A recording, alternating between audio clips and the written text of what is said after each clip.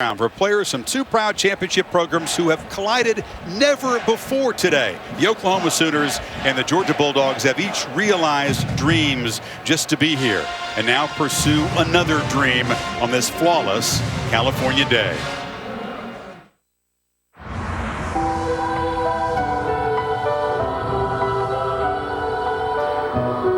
This must feel like a dream. All the leaves are brown. One that swirled in your mind at night. And the sky is gray. And by day, stirred your soul. California dreaming of. The playoff semifinals. On such a winter's day. At the Rose Bowl. All the leaves are brown. You're here not by way of wonder, but by acts of will. By walking on, rising up, and walking off with the Heisman. He's a surgeon. He's a magician. He's going to get into the end zone. By standing your ground. Going to get him at midfield. And gaining it with a pack of Bulldogs unbound. 40, 30, race to the end zone. 10, 5, touchdown. This is no dream, but it is a vision. There's something sacred about this game and this stadium. An American tradition. The granddaddy of them all. Oklahoma and Georgia continue their magical ride in the playoff semifinals at the Rose Bowl.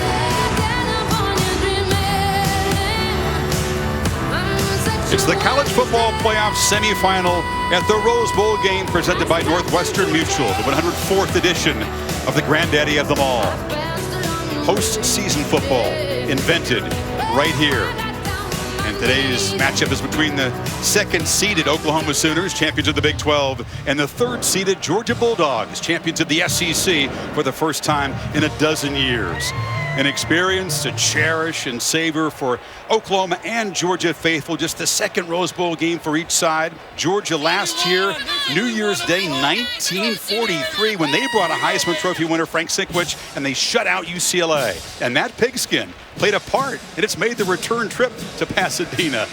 Oklahoma brings in this season's Heisman Trophy winner carrying the Pretenders sign. Lee Corso may have picked the Sooners just now, but he labeled them Pretenders preseason. Mayfield has been fueled by that.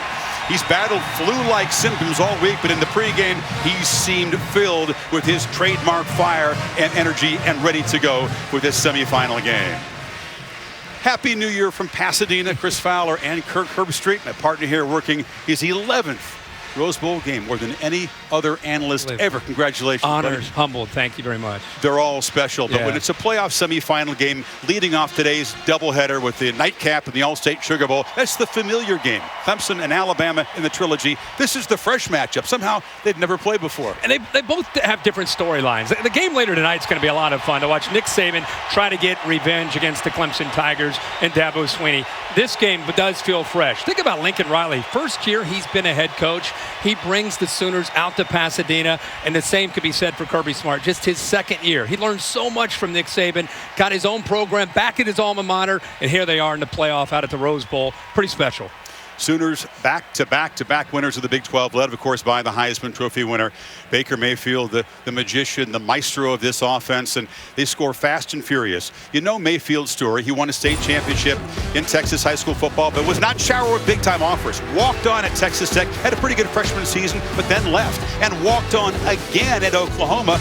The game after Trevor Knight had just beaten Alabama in the Sugar Bowl. He won the job, two-time Big 12 Player of the Year, and of course, the Heisman Trophy winner. He brings the energy and he brings the fire, and his team certainly feeds off of all that, Kirk. Well, that fire and that energy is paramount. I mean, we heard about he was not feeling well. First thing I thought about is I know he's going to play, but can he play 60 minutes and provide that spark that his team feeds off of? Now, as much as we talk about Baker Mayfield, if you're not familiar with Oklahoma, in my opinion, it's about their balance. It's about being able to run the football with these guys right here. Rodney Anderson has really come on the second half of the season, and a true freshman, Trey Sermon, kind of a 1-2 punch for the Oklahoma offense. This offensive line, keep in mind, all 5 returned from last year. A veteran group.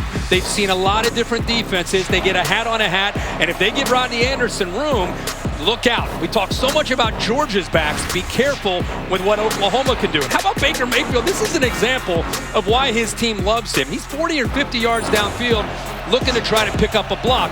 The reason I think this is so important, when Oklahoma runs the ball, defenders get their eyes in the backfield, and it creates play action opportunities for the quarterback Baker Mayfield to be able to make big plays.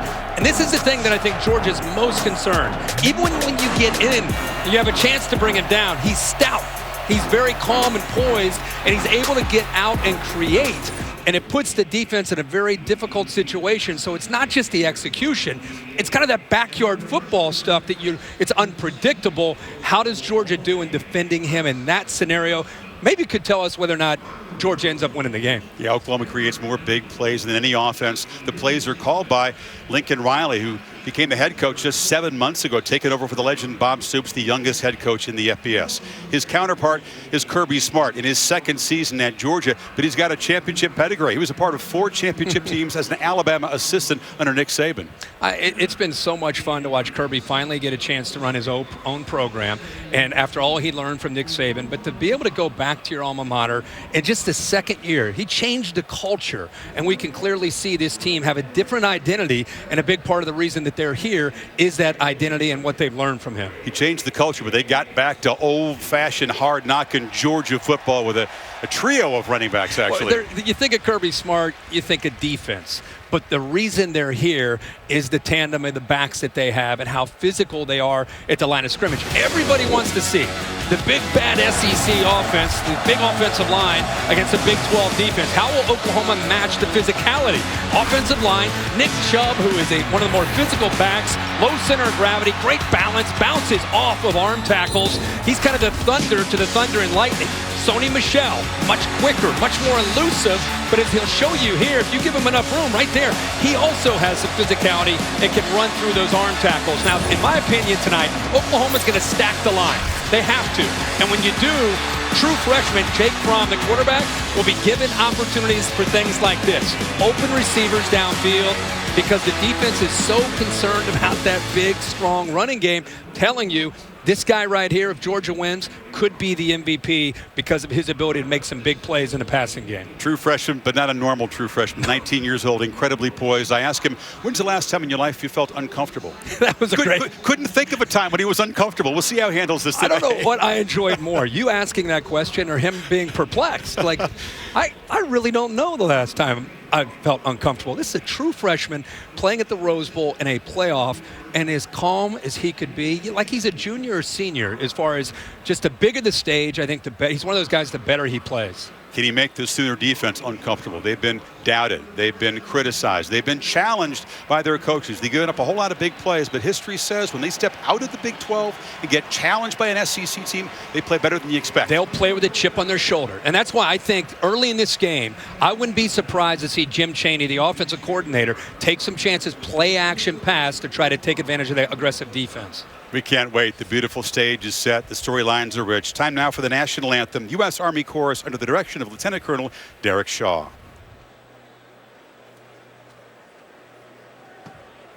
Oh, say, can you see by the dawn's early light what so proudly we hailed at the twilight's last gleaming, whose broad stripes and bright stars through the perilous fight o'er the ramparts we watched were so gallantly streaming, and the rockets' red glare, the bombs bursting in air, gave through the night that our flag was still there. Oh, say does that star-spangled banner yet wave o'er the land of the free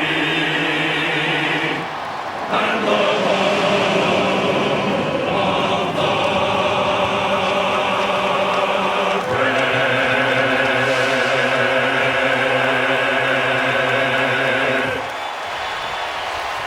Goosebumps every single time.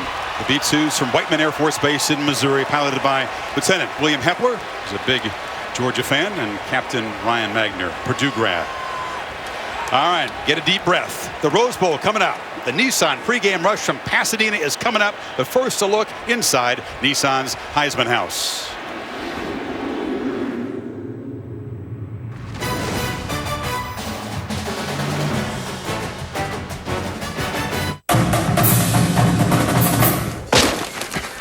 How is it that we keep getting older, but the mascots stay the same age?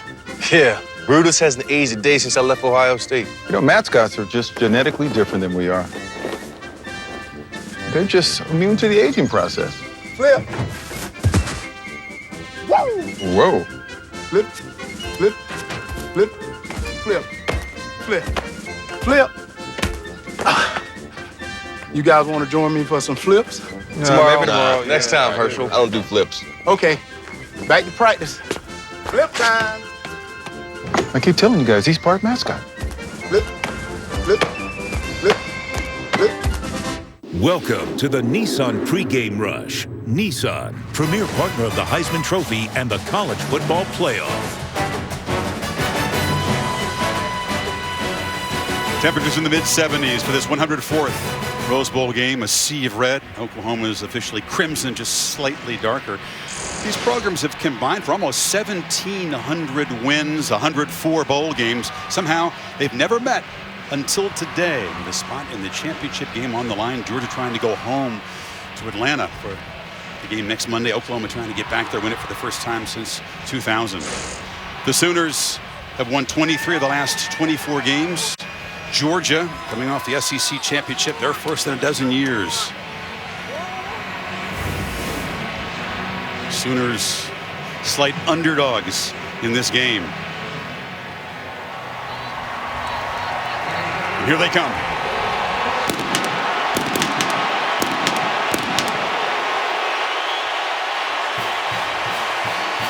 It's their first game in the state of California in a dozen years. 1,200 miles from home today.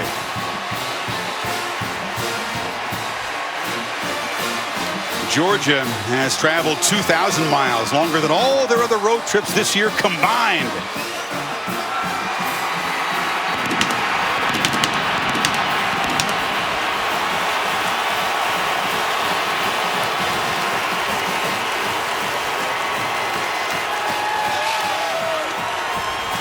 An experience today that none of these folks will ever forget. We hope we'll have an unforgettable show for you. These warm pictures here may help you thaw out if you're watching from a frigid part of the country. This has been the Nissan pregame rush.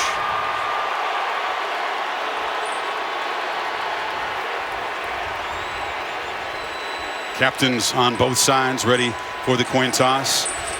Baker Mayfield, and standing next to him is his blind side protector, big number 78, Orlando Brown. For defense represented by a couple of seniors, Stephen Parker, the safety, and their best pass rusher, Obo Okoronkwo. There's Sony Michel, part of that tandem Kirk talked about, number 1. And Roquan Smith, the Butkus Award winner. Nick Chubb out there as well. This is Isaiah Wynn. Jeff Easer in the ACC with the coin toss. Congratulations on a successful season and your selection to the College Football Playoffs semifinal game. My name is Jeff Easer, and this is Jim Heisen. We're with the Atlantic Coast Conference. It is my pleasure and honor to introduce our distinguished guests. First, the president of the Tournament of Roses, Mr. Lance Tibbett. Next, the Grand Marshal of the Tournament of Roses Parade, Gary Sinise. Gentlemen, the coin, please. Thank you. The coin has both sides, each team's logo. Oklahoma University on one side, Georgia Bulldogs on the other side. The winner of the coin toss will be determined by whichever side is flipped forward on the ground face up. Here we go. Oklahoma, you've won the toss. Georgia's won the toss and they've deferred. Georgia wants the ball. Which way you want to kick? Which way? This way? Face each other. Sooners haven't had very good luck this season on coin tosses. They rarely have won them. They do this time in defer. Joined by Maria Taylor and Tom Rinaldi in the sidelines. Here's Maria with Kirby Smart. Good afternoon, Chris. All right, Kirby, you said the biggest part of this game is managing anxiety and emotions as the initial seconds tick off the clock. What will be an indicator your team's ready to go? I don't think you can tell who's ready to go from the few seconds we've got left. I know both teams are prepared. It's been a long preparation. We're excited and ready to go. All right, thanks for your time, Coach. Now we go over to the Oklahoma sideline with Tom Rinaldi. Maria, we talked all week about Baker Mayfield and the flu and the cold that he's fought since the Sooners arrived here in Southern California. Speaking with him on the field during pregame warmups, he characterized his energy and his voice on a scale of 1 to 10 as a 12. The voice could be important. When you watch the Sooners play, you'll often see Mayfield go up and down the line to make checks and change plays. He'll need a full voice in order to do that. He let out a loud yell, Chris, as if to prove that he'd be more than capable. Something to keep an eye on as we see him typically get his group juiced, Chris. It is, Tom. That was Riley's principal concern. Would his quarterback have full voice in his seams, Kirk, like he does? He's fired up. Watching him in the pregame, the body language, he looks like Baker Mayfield. Lincoln Riley has got to be excited that that flu bug hit him as early as it did and gave him time to recover. His fans were in full voice. Austin Seibert, the busy kicker for the Sooners. He handles the punting, place kicking, and kickoff duties. Got a very strong leg. Rarely allows a return. Elijah Holyfield is deep for Georgia, along with Mecole Hardman. Here we go, the playoff semifinal, Rose Bowl number 104.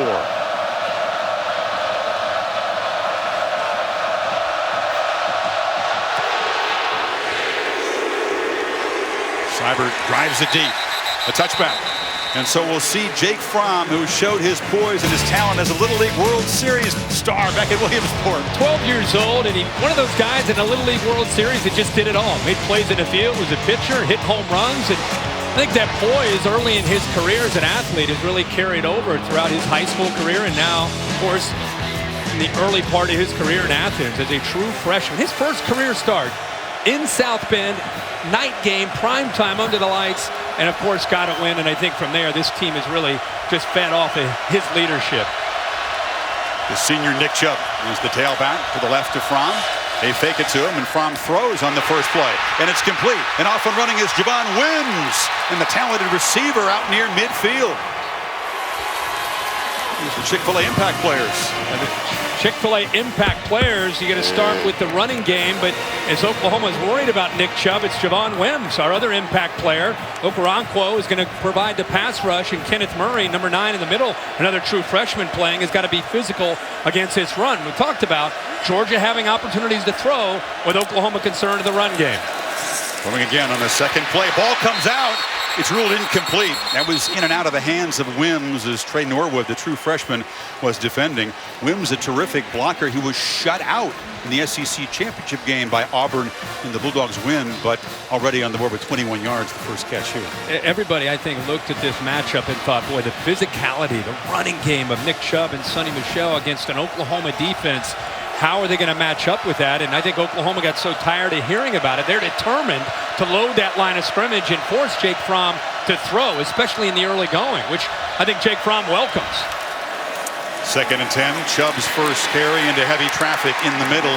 The 225-pounder who's second only to Herschel Walker in terms of career yards in the SEC. Look at the amount of bodies up into the line of scrimmage. I mean, here's Stephen Parker who ends up making a play. He's a safety. You've got 8, close to 9 guys up at the line of scrimmage.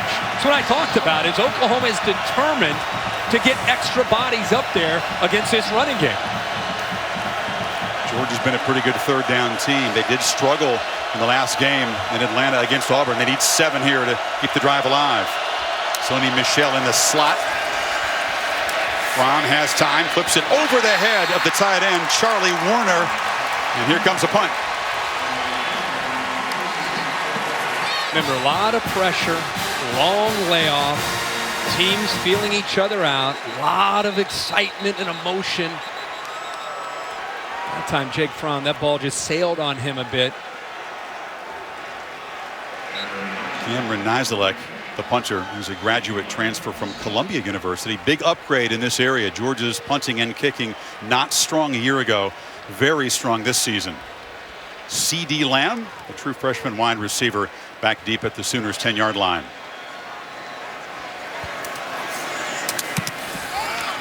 Zalek boots it right up and over the head of Lamb, and it's a touchback. So the Sooner defense gets a stop to open this game, and now the Heisman Trophy winner, Baker Mayfield, and the Sooners will take over for their first possession.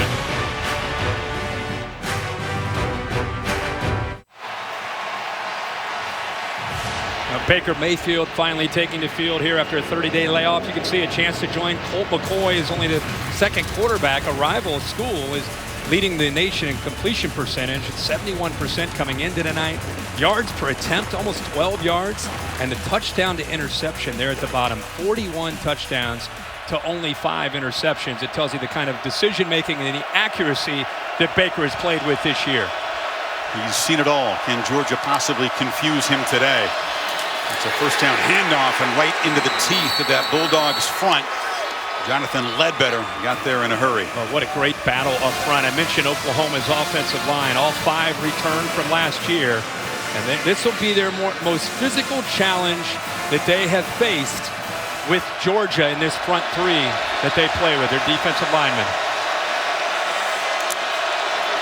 They take it to Anderson. Mayfield rolls out, flips it over the middle. And the catch is made by Dimitri Flowers, the H-back, with first down yardage to the 36. He is a weapon in this offense. Yeah, he sure is. And that's where they like to get him. We showed that in the open, how he sneaks behind those linebackers off of play action. And this is where Baker Mayfield can really crank it up. If they make a first down, expect tempo. Play action across the middle. Flowers again, rumbling into Georgia territory. And in a place devoted to Flowers, Dimitri making an impact early. Oklahoma is taking advantage of an aggressive Georgia defense. Coming downhill, great job of being on front of that with the play action pass. Playing at warp speed, first down, another throw across the middle, and that's Mark Andrews, the tight end, who makes the catch at the 30, but there is a flag down where the offensive line was blocking. Personal foul, hands to the face, defense, number 52, 15-yard penalty, first down. Well, they get Tyler Clark, the defensive tackle. They'll tack that on to the gain. They write Oklahoma right now. This is who they are. They're the aggressor. See, it happens right here. Gets his hands up into the face. Samaya pushing him, and officials on top of that call. So in 4 plays, the Sooners have moved into the red zone where they have been very, very efficient, but the Dogs defense has been stout down here. This is right here's their target, and they get down in this area. It's Anderson in the flat, and Rodney Anderson knocked down after a very short gain. All of these Sooner backs are very natural, gifted receivers. Yeah, I think the versatility, the physicality of how they run, but the soft hands out of the backfield. And in Lincoln Riley's system, he demands that from his running backs. It's not just about running the ball. I think Dimitri Flowers is a great example of being so versatile. He can block, he can run, he can catch the ball. Keep in mind, Mark Andrews, again, there at the slot at the bottom, is a dangerous weapon in a tough matchup down in this area. 2nd and 8. Play action, flip to the end zone, touchdown! The Sooners strike quickly. Marquise Hollywood Brown.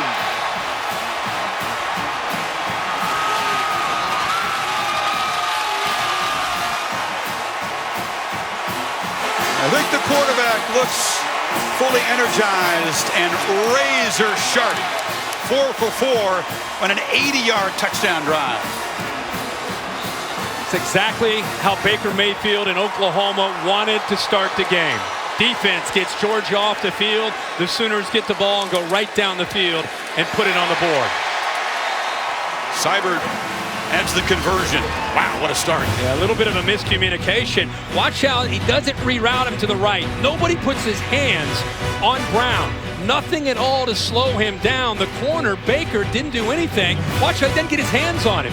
Makes it easy to be able to get behind him. The safety's late in coming over, and Baker puts it right on the money for the touchdown. And it's hooray for Hollywood as the Sooners strike quickly. The Rose Bowl game, presented by Northwestern Mutual, is brought to you by AT&T.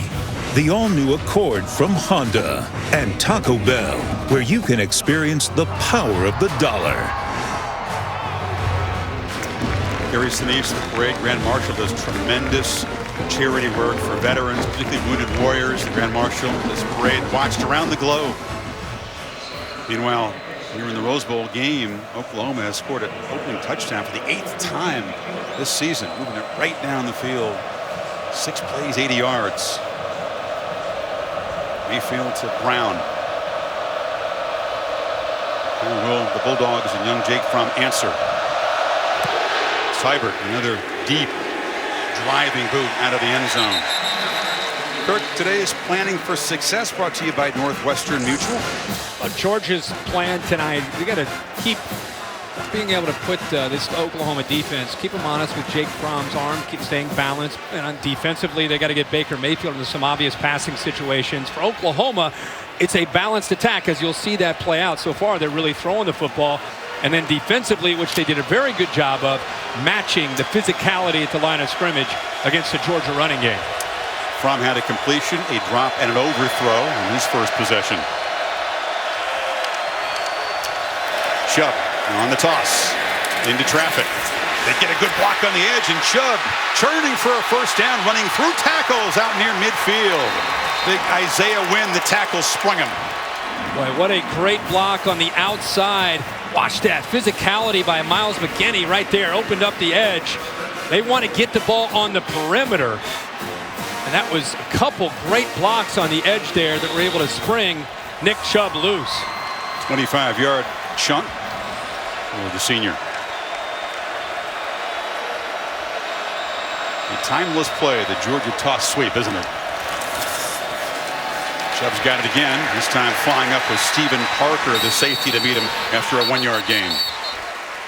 And I don't think Mike Stoops, the defensive coordinator from Oklahoma, I mean, you talked earlier about how this is a team that starts to they find a way to get a chip on their shoulder no matter who they're playing.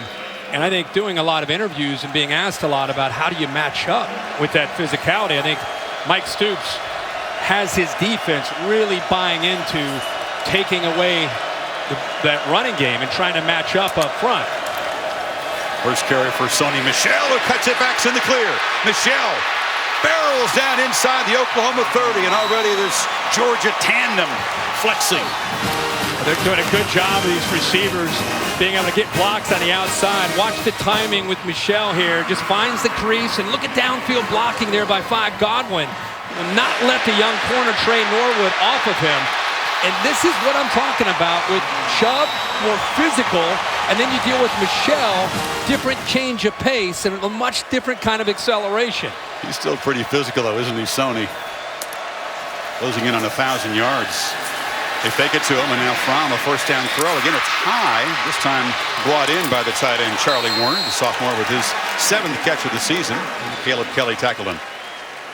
They're doing a good job of giving him time to throw. I think, again, early down play action pass to Jake Fromm. Think about being a young, true freshman quarterback. He's played with tremendous poise all year long, being a good complement to that running game. Still, I think, settling in here to find his rhythm throwing the ball. They fake it to Michel. Fromm, look downfield, now checks down, delivers a strike, complete for a first down to Wims inside the 15. So Wims, the senior from Miami, who grew up mainly a basketball player, making a big impact here already. And another good job of using the play action, getting the linebackers up. And when you get the linebackers up, it makes it easier to be able to throw the ball behind them. You see Beal 14 trying to get back into position. But I'll be honest, I think Fromm was even late, but because the linebackers were up front at the line of scrimmage, he was still able to squeeze it in there. Fake it to Michel again. Fromm looked over the middle, now dumps it down, caught, touchdown. Michel out of the backfield, and the Dogs answer quickly.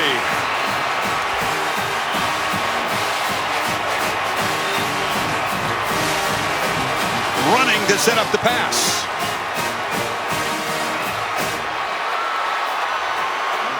Great job of mixing up the plays on that drive by Jim Chaney, the offensive coordinator. You saw some running from Chubb and Michelle, and you saw the danger of the play-action pass off of it. Rodrigo Blankenship, kicker awarded a scholarship the day before, kicked the game winner at Notre Dame on for the conversion. So the Sooners, a 6-play touchdown drive. The Dogs answer with one of their own. Yeah, the play action. Kenneth Murray right here comes up, gets a little bit lost, and by the time he realizes that he has to account for Sony Michel, it's too late. He slides out of the backfield, does a good job on his play fake. See the late reaction, and again, a great job by Chaney of mixing up the play calling on that drive. Michel's first touchdown reception of the season, even at 7.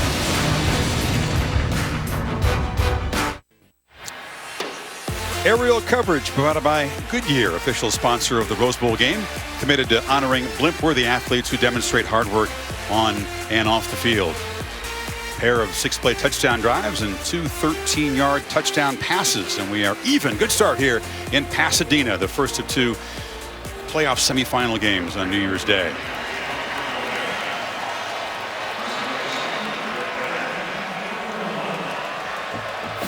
Marcellus Sutton deep for the Sooners.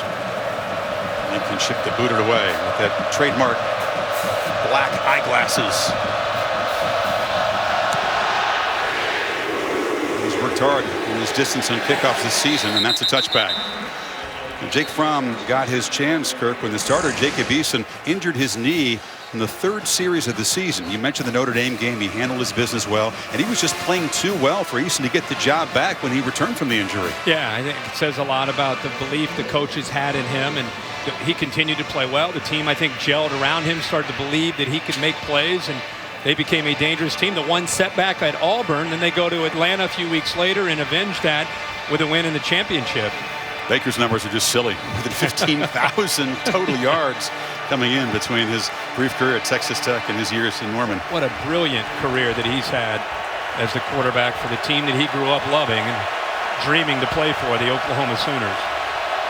2-time walk-on to Heisman Trophy winner. 4 for 4 in the Sooners' opening drive. Slinging out of the backfield.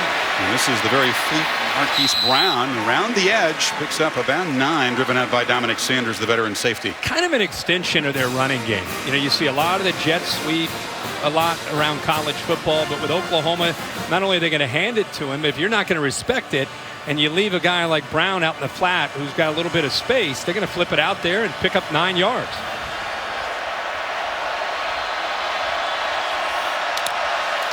Second and short. Rodney Anderson had to dodge a tackler in the backfield and does earn first down yardage to the 37. It really is going to be a good battle up front. I mentioned how I know Oklahoma's played Ohio State in that great defensive line the Buckeyes have. Just the scheme itself. They play 3-4, and those 3 down linemen are stout up front. 3 backs in the backfield, and now Baker with his first downfield shot looped it over the head of his receiver. DeAndre Baker was covering Brown. He is a physical big corner, isn't he? Yeah, and he's a guy that welcomes the challenge from this offense. See, he does a good job of getting ahead of Brown, respecting his speed, and then he pushes him towards the sideline. He was in phase the entire time. Here's Kirby trying to make sure Baker knows the ball's coming down there to try to help him out, going back to his defensive back days. But good position that time by Baker, no foul. All SEC defensive back, led the conference in interceptions senior year at Georgia.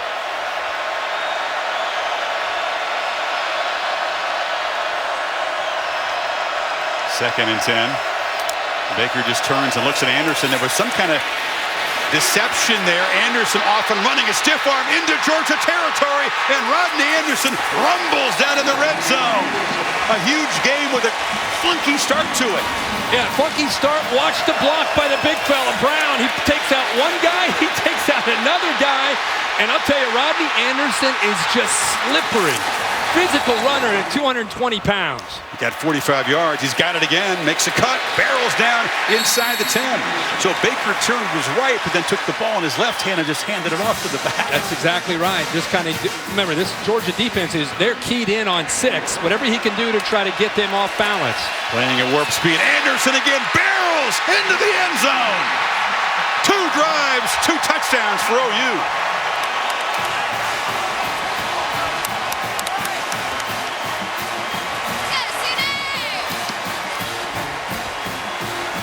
This is a defense, Kirk, that allowed an average of 13 a game. OU's got 14 in 2 possessions. And they've had 2 drives of 6 plays that have resulted in touchdowns. So much for Baker Mayfield and the flu bug. That 45-yard run by Anderson that set up his touchdown, the longest rushing play the Dogs have allowed this season. This is why the Georgia Defensive Brain Trust and Kirby Smart were so concerned. Watch the left guard, Chris, Ben Powers. Watch how he comes down, initially down on the nose guard, then climbs up to the All-American Roquan Smith. By getting up to Roquan Smith, you let Rodney Anderson, with his physicality himself to run downhill, he's going to run right through that secondary for a touchdown. And the head coach and the play caller says, we could not have dreamt up a better start to this Rose Bowl.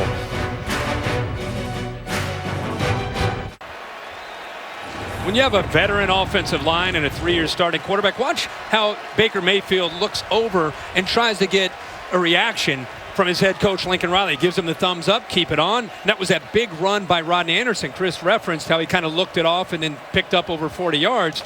And then this is what you have to do with an All-American middle linebacker. Give him a lot to look at, and it allows the offensive lineman to get up to him before he can attack downhill into your running game. Smith, the Butkus Award winner, was just eaten up by 310-pound guard Ben Powers that time. A scary good start for this Oklahoma offense. Seibert has been busy already, and for the 3rd time just drives a line drive kick through the end zone. So time for Jake Fromm to answer again. We talked about his poise. I think he loves the outdoors as much as he loves football. He's a big fisherman, hunter, loves to hunt birds, and he posts a lot of this stuff on Instagram. So he shares his love of the outdoors. Wow, look at the shoulders on that bass. That is a big fish. I would say that the last drive was 3 runs and then 3 passes. First 3 plays were runs, and then it set up their play action. I think the mix is going to be very, very important for Georgia throughout this entire game. Jim Chaney, the veteran of 32 years coaching, calling the plays for the Bulldogs. He says that his quarterback here, Fromm, more advanced than Drew Brees was at this stage of his Purdue career. Chubb cuts it back in a strong gain, 1st down yardage across the 35 before Parnell Motley wrestled him down. See, this is what is really hard when you defend Georgia. All the action is going this way, but watch what happens. Right here, now he's going to cut back. And that's the thing that Georgia's done such a good job of, and it keeps you honest on the backside. Chubb again, tries the left, and cuts it back. How do you like the matchup of Georgia's offensive line so improved this year against the Sooner front?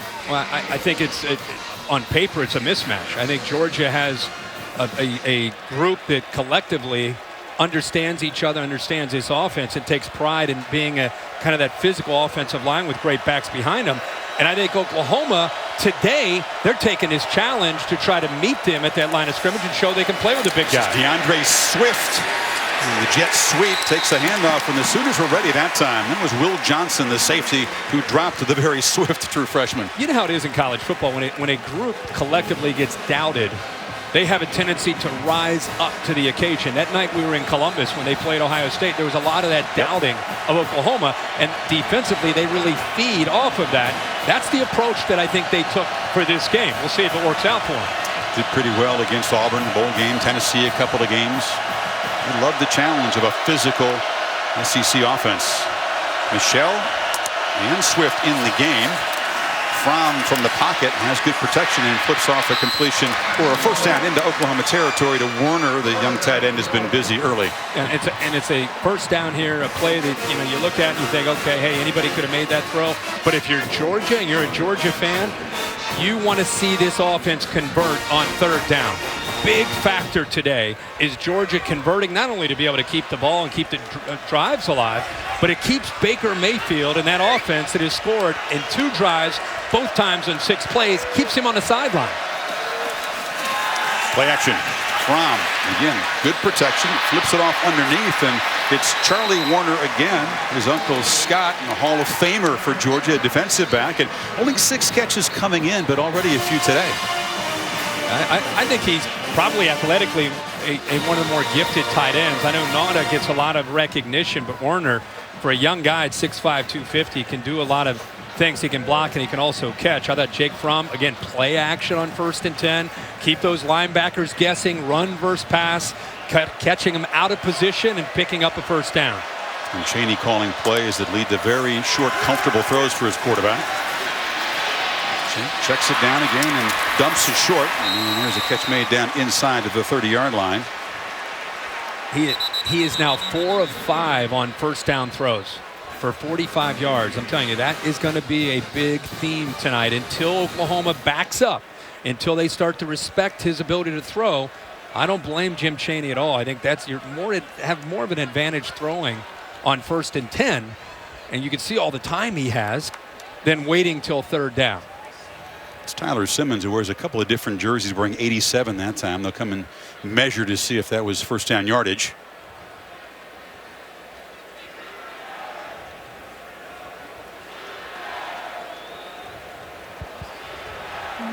Just about a few inches away on 2nd down now. Dogs don't typically get in a lot of shootouts, but this one has developed in the first quarter.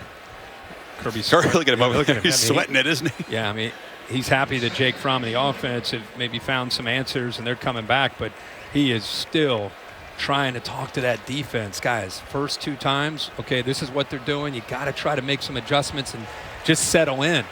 Get a stop. Get some confidence on that side of the ball.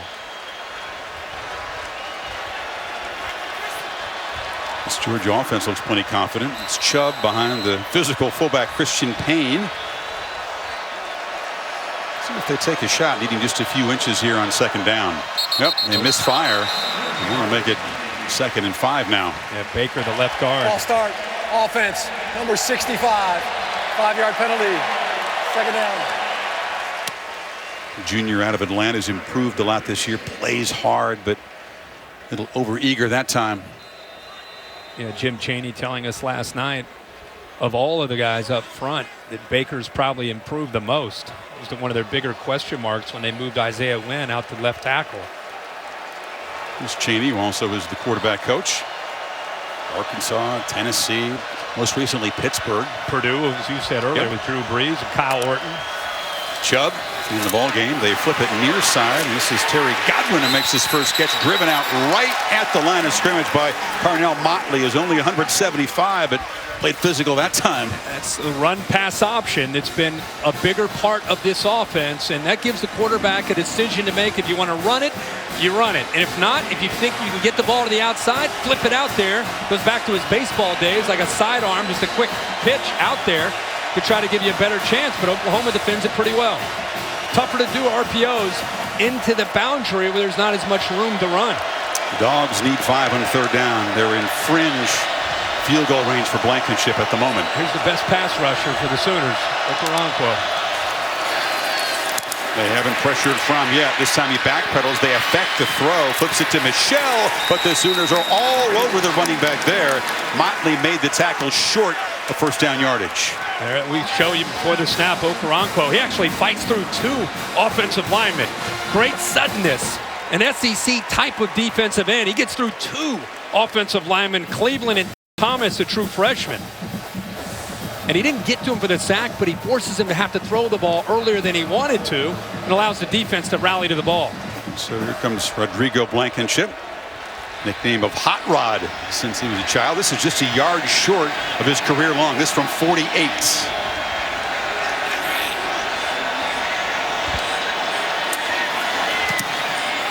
Drives it, but it drifts and misses wide left.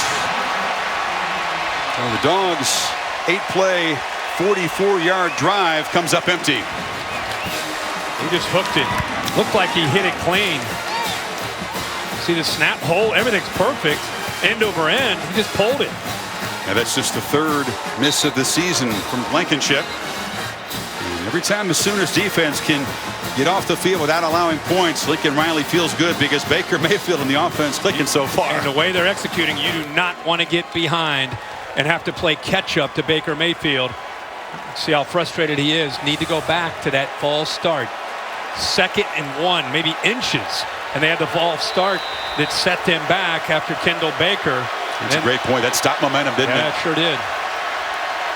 And now Baker back to work. 2 possessions, 2 touchdowns. The first down throw, Anderson well guarded out of the flat, and he is going to be dropped for a 3-yard loss. I think the adjustment defensively for Kirby Smart and Mel Tucker, I don't think it's a huge change in your scheme. I think it's about eye discipline, not looking back at Baker Mayfield, doing your job, and then tackling in the open field. Option pitch, Jeff Badet, a graduate transfer from Kentucky who's very familiar with this Georgia team from his days in Lexington, takes the pitch, and nice game. They keep you guessing. I think that's what makes this offense so versatile. A lot of formations, they're balanced, they run inside, quick throws off those run-pass options. They throw the deep ball, they just spread you all over the place. Makes it very, very difficult to dissect for a defense. So much to see. Final minute of the first quarter, and Georgia finally able to force Oklahoma into its first 3rd down play of the game. Sooners need 3. Man to man. Mayfield looks left, delivers a strike, and that's Brown beating man coverage out near midfield. CeeDee Lamb, check it, the true freshman with his first catch. Yeah, CeeDee Lamb is a guy that I think has a chance to have a big game today. He's a true freshman. Put a lot of weight on since he's been at school. Good job with that move to the, sets it up with an outside move, gives him room to go back to the inside against McGee. You know, he had a big game against Oklahoma State, but after that, just kind of faded off. Dealt with some injuries, kept battling through and playing, but not as productive. This 30-day layoff has really helped him get in a better position. And again, he's a tough matchup for this Georgia secondary. He had a separated shoulder, but he's back 100%. End of an electric first quarter at the Rose Bowl. Sooners marching, trying to add to a 7-point lead. Back after these messages, you're watching the Rose Bowl game presented by Northwestern Mutual on ESPN.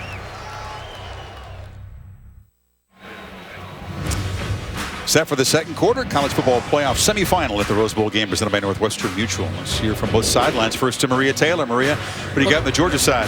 Chris, right now the concern for the defense is communication, getting the calls in time for everyone to be in position. Defensive line coach Trey Scott says they're killing us on 2nd and medium. We can't even substitute right now, and we can't get in position to strike. Now over to Oklahoma, or Tom Rinaldi on Oklahoma's sideline. Maria, we've seen the signature passion and swagger from Baker Mayfield. There has been no reduction. At one point on the sideline, looked over and said, you might want to tell them over there good luck. At another point, he looked at Lee Corso, gave a huge smile. The pretender sign, we know all about it, Chris. 3 more quarters to go, though, Tom. Baker begins the second quarter with play action, and it's Andrews the tight end. A tough matchup for Lorenzo Carter, the linebacker. It's 11 yards and a first down. And a really good route. All the momentum with that play action, everything moving right. And Andrews himself actually running, moving from the left side of that offensive line to the right with Baker Mayfield, only to put the brakes on and go back the other way. And a very tough play there for Lorenzo Carter to try to stay with him. Andrews, winner of the John Mackey Award, as the nation's top tight end. 58 catches on the season. Mayfield, 7 for 8 start. 83 yards and a touchdown. Dogs crowd the line. This is Anderson, who breaks free. Rodney Anderson in the clear, headed for the end zone.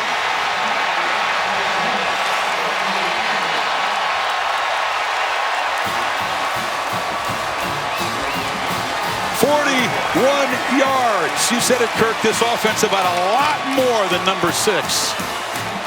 The balance has been there all year, and Baker Mayfield gets most of the attention. But as I said, when you talked about it throughout this broadcast, it's about being balanced and being able to run the football. Already over 100 yards rushing for this team, and when you can run the ball, it makes the play action and Baker Mayfield go. And he's right. Maybe he is right. You might want to tell them that they need some help because it's tough to defend them when they can run the ball. Seibert still perfect for PATs. 3 possessions. They've scored 3 times. Look at these linemen get up to that second level. I mean, you're letting him, and of course a great block by CeeDee Lamb. But when you're letting these linemen, Eric Wren the center, Ben Powers on that left side, Orlando Brown, they're putting a hat on a hat, and there's all that space, and CeeDee Lamb picks up Aaron Davis. There's nobody left. They've run 17 plays. Sooners have gained 209 yards in a quarter and a minute.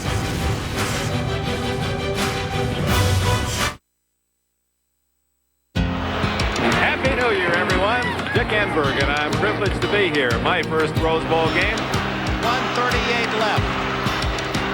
White, touchdown!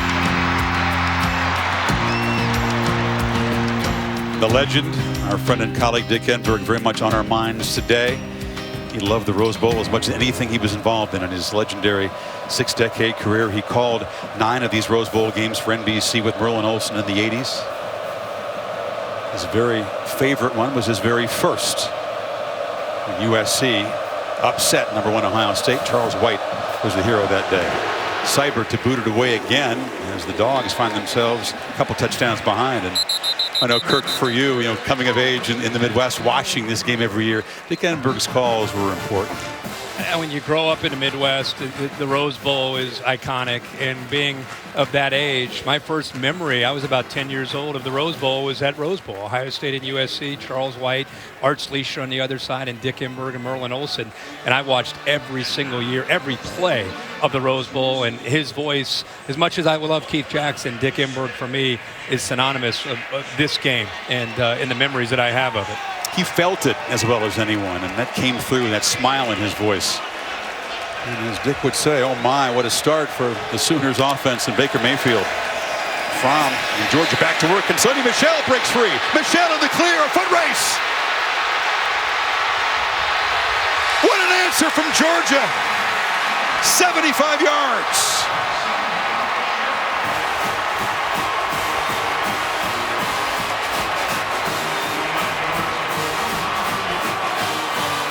Down early, but still very explosive.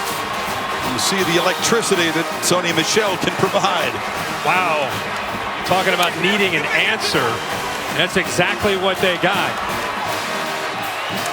Second touchdown for Michel, who caught his first touchdown reception earlier. Longest run of the season for the Dogs.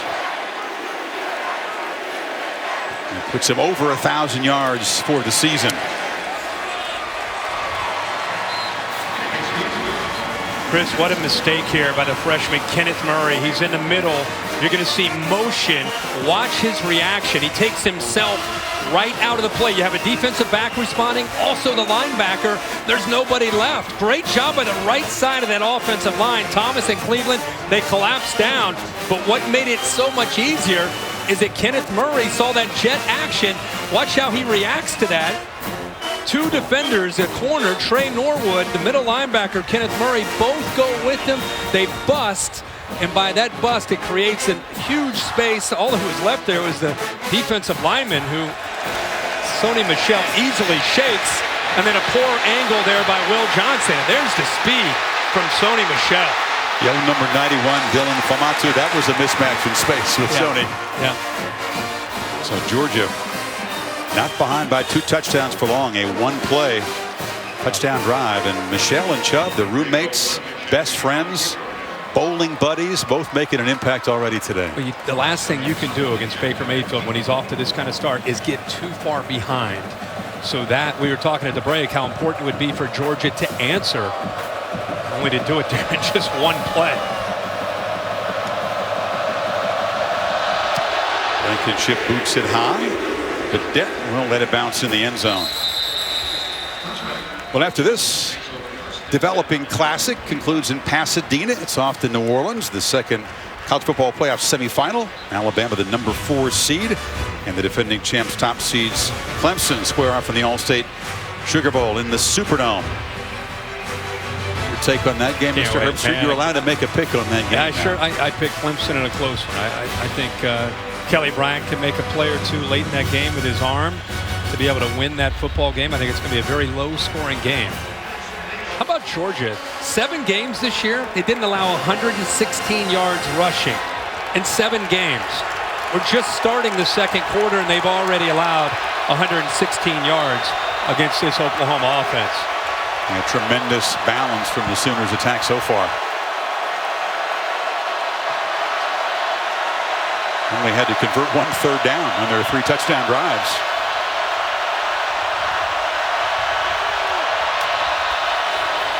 Mayfield looks downfield, now fires over the middle. Andrews, the tight end, goes up and makes a looping catch into Georgia territory. He was wide open.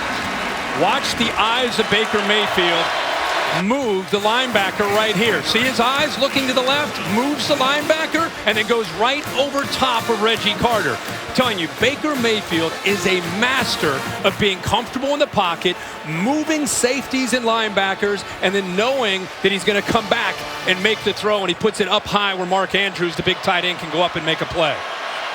Third catch for the leading receiver in this Oklahoma team. 29 yards that time.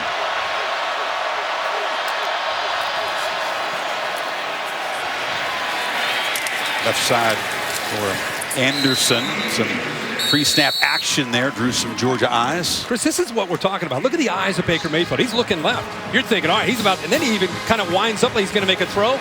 The entire time, he's trying to create space back over the middle. So that's what Georgia's dealing with, is a confident quarterback, a quarterback in command, and right now has this Georgia defense on its heels in this first half.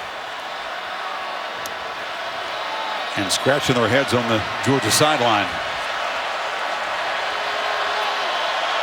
Dimitri Flowers joining Anderson in the backfield. Now he motions out. And Baker gives it off to Rodney, who bounces it to the edge and is wrestled down physically just inside the 40 by Lorenzo Carter.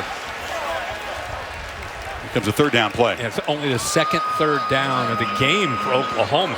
I mean, they've been moving the ball up and down the field. They're 1 for 1 on third down. Anderson still down on the field, Kirk, after that tackle from Carter, who's a strong dude, a 240-pounder. Let's take another look at the tackle. Well, I think it's all the weight that came down on him. It wasn't just Carter. Watch Jonathan Ledbetter, 13. He's a big guy, too, 285 pounds. He comes in there as well. It's a lot of manpower coming down on top of Rodney Anderson. More than 500 pounds, too. And they came down with some force. So as they attend to him on the sidelines, Trey Sermon, the true freshman from Marietta, Georgia, one of 2 guys who played high school football in Georgia on this Oklahoma team. But the obvious concern for one of the early stars of this game and one of the stars for the Sooners all season long. We'll take a timeout.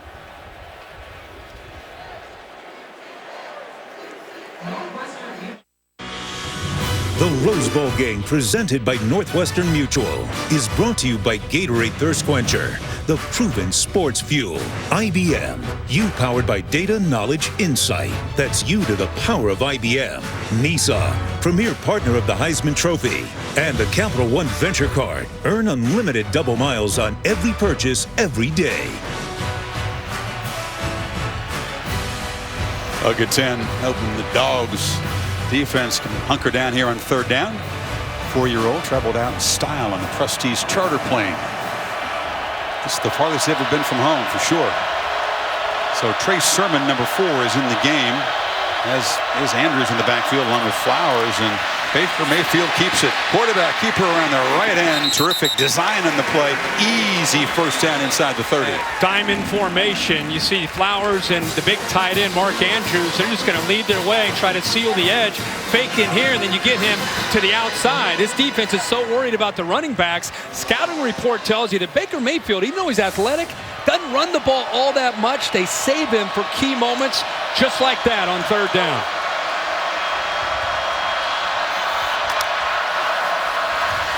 Play action. Mayfield still got it. Takes a shot over the middle. Jump ball incomplete. Forced it into double coverage. DeAndre Baker was covering Lamb. I think that's a little mix-up there by CeeDee Lamb. The angle that he took on the post, he cut that a little bit short. I think he should have tried to keep it a little skinnier. That's the way Baker Mayfield tried to throw that away from the defender over top of Dominique Sanders.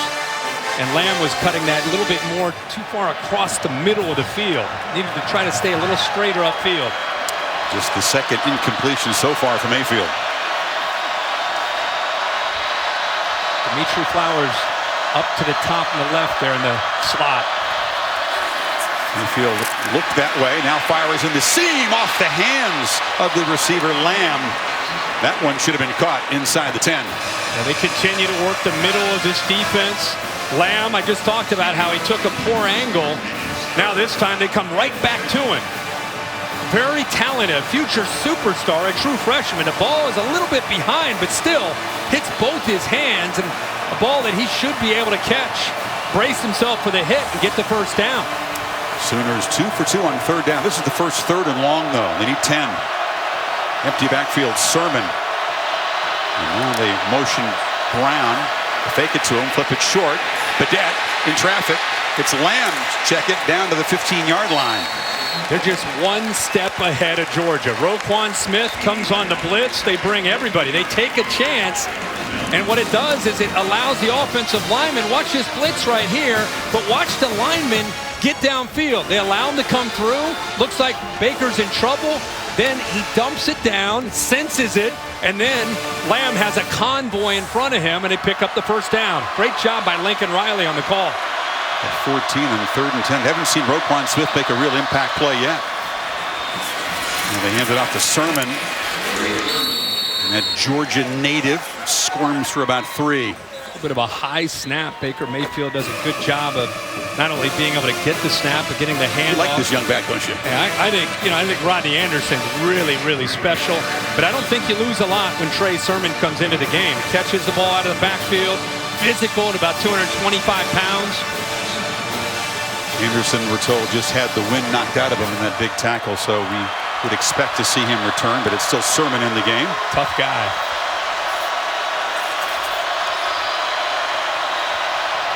Sooners back in the red zone one more time.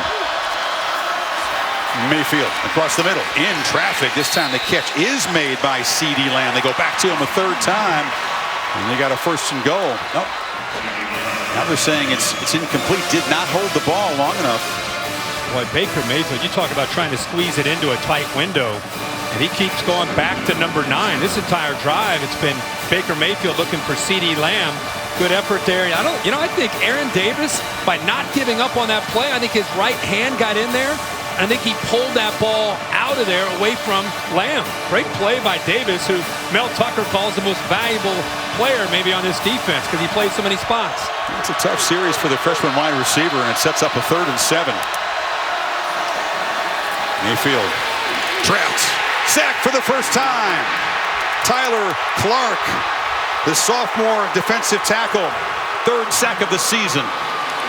Well, this whole month, they've talked about not trying to get upfield against the athletic and mobile Baker Mayfield, but collapse the pocket, which means the defensive ends have got to get upfield, and then they need to push from up the middle, and Tyler Clark, the sophomore that time, is able to provide that and comes up with a big sack. Seibert very reliable inside 40, 11 of 12 this season, this from 38. And no problem for the junior. So Oklahoma kept out of the end zone for the first time, but go back up double digits. The Georgia football team in 1942 left Athens and 4 days later arrived here in Pasadena to play in the Rose Bowl New Year's Day 43, where they shut out the UCLA Bruins. They blocked a punt for a safety, and then Frank Sinkwich scored the only touchdown of the game, the Heisman Trophy winner. They tried to pull the goalpost down. Charlie Trippi was named MVP of the game retroactively. Charlie, we expect, watching this Rose Bowl back in the state of Georgia. We send him New Year's Day wishes. Only previous trip for Georgia in the Rose Bowl. That's changed since 1943, a 4-day journey from Georgia on a train, huh? I love seeing that old footage of these games that have been played here. The trip home is better after a win. Yeah. Just the first kickoff opportunity for Mecole Hardman. Brings it out, slips a tackle, still going. Hardman, a dangerous returner out at the 35. A flag does come down late in the return. You don't want to give him too many chances, and Seibert's been able to knock the first kickoffs through the end zone. That time, number 4 had a chance. During the return, illegal block in the back. Receiving team, number 24. 10-yard penalty, first down. Go back and look at that third down by Georgia's defense. Remember, they're trying to do a better job. There's Kirby Smart trying to make the check, make sure everybody's on the same page, trying to move Tyreek McGee over to make sure he's got Michael Jones, and then it's just rushing forward. Something very important to remember, they did not blitz there. They rushed forward, got the ends upfield, and then the inside guys, Tyler Clark and Jonathan Ledbetter, did a good job of getting the push. Smart's defense finally able to get a sack and force a field goal. So Fromm and company back to work down 10 from the 20. They fake it to Chubb, flip it near side here. Catch made by Wims, and he slips free. First down across the 30. Rangy receiver who played his high school football in Jacksonville, making a big impact here already. 178 yards out of 229 so far for Georgia have come on first down. So they're doing a really good job of being aggressive. We talked about how they're going to throw on 1st and 10, kind of break some tendencies. It's really worked out well so far for Jim Chaney. Chubb, Swift, and Harrion in the game. This is Swift on the end around, a gain of about 3. And so far, even with that success from throwing the football from Fromm, who is 10 of 12 for 91 yards here so far in this game with a touchdown, Oklahoma's not coming out of that aggressive look. They're still, especially on the earlier downs, still loading up that line of scrimmage, respecting that running game.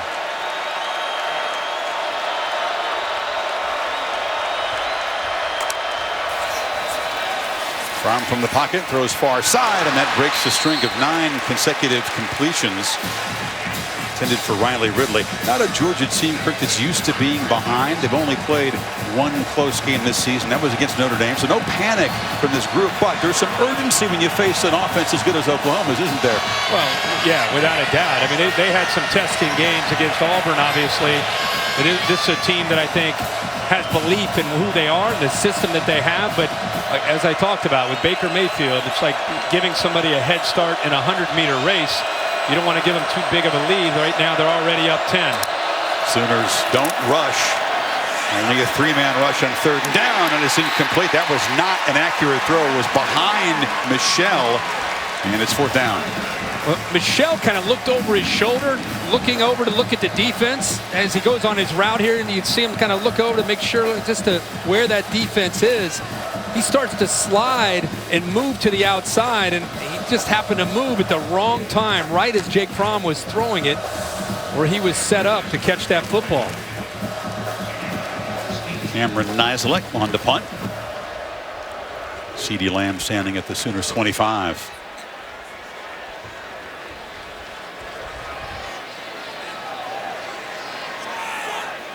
Nislek has an econ degree from Columbia. Did not pay enough attention to the play clock there. Wound Play down. game, offense, 5-yard penalty, 4th down.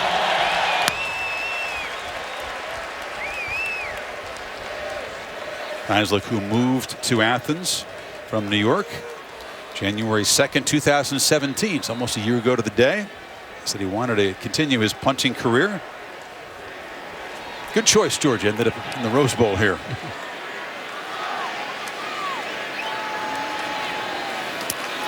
Sooners peel back to set up a return. Not a very good kick. It's a low one. It'll bounce way in front of Lamb and just stop right there. So Mayfield already white hot to start this game. Gets good field position as the Sooners go back to work up 10. Just a 30-yard punt.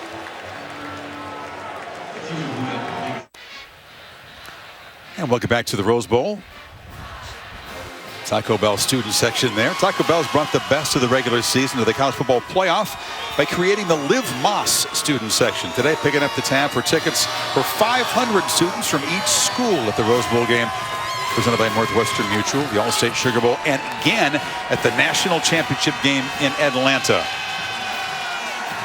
So the Sooners back to work here. Chance to stretch the lead, mindful they will get the football to begin the second half, Kirk. So some urgency now for this Georgia defense. This is a big series. Touchdown, touchdown, touchdown, and then a field goal for Oklahoma in their 4 possessions.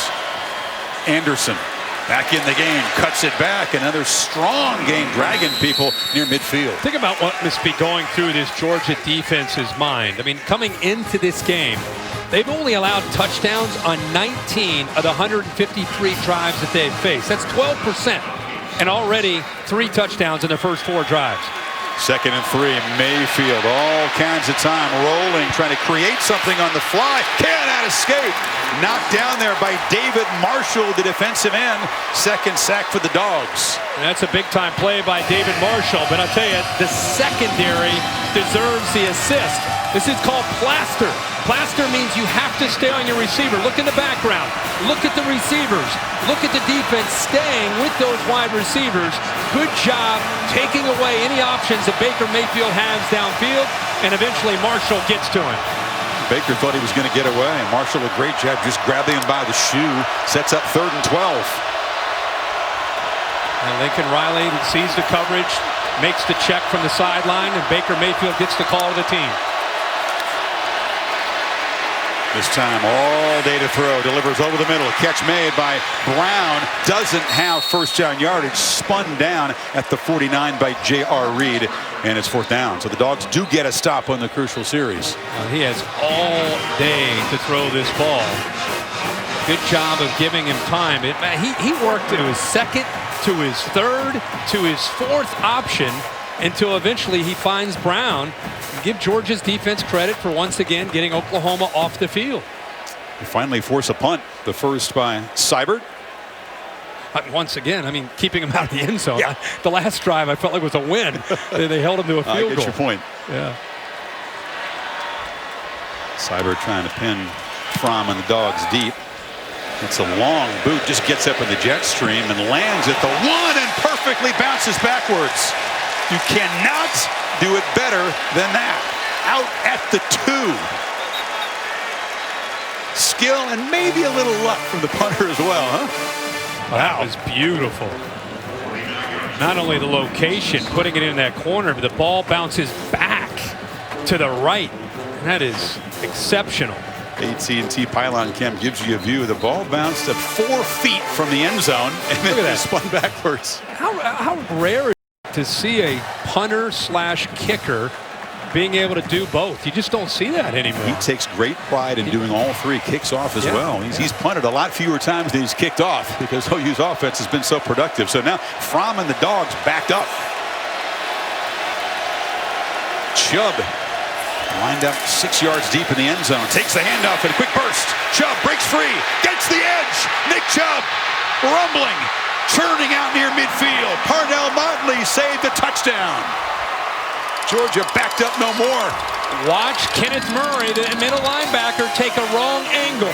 He's going to follow this double team, but the linebacker in the middle takes the wrong angle. He busts a gap, and it allows Nick Chubb to be able to get right through there in a poor angle. Watch, Kenneth Murray takes the wrong angle, and there's another defender, Will Johnson, the safety coming down, takes a bad angle himself, and just like that, they're out of their own shadow, their own end zone. Pressure and a sack on first down. Not fooled by the play action was the safety, Stephen Parker, who came flying in. That's the Sooners' first sack. Charlie Werner just didn't see him, the tight end, 89. He's right here, and here's where he's going to sneak in and come in. Watch 89. He's kind of looking around.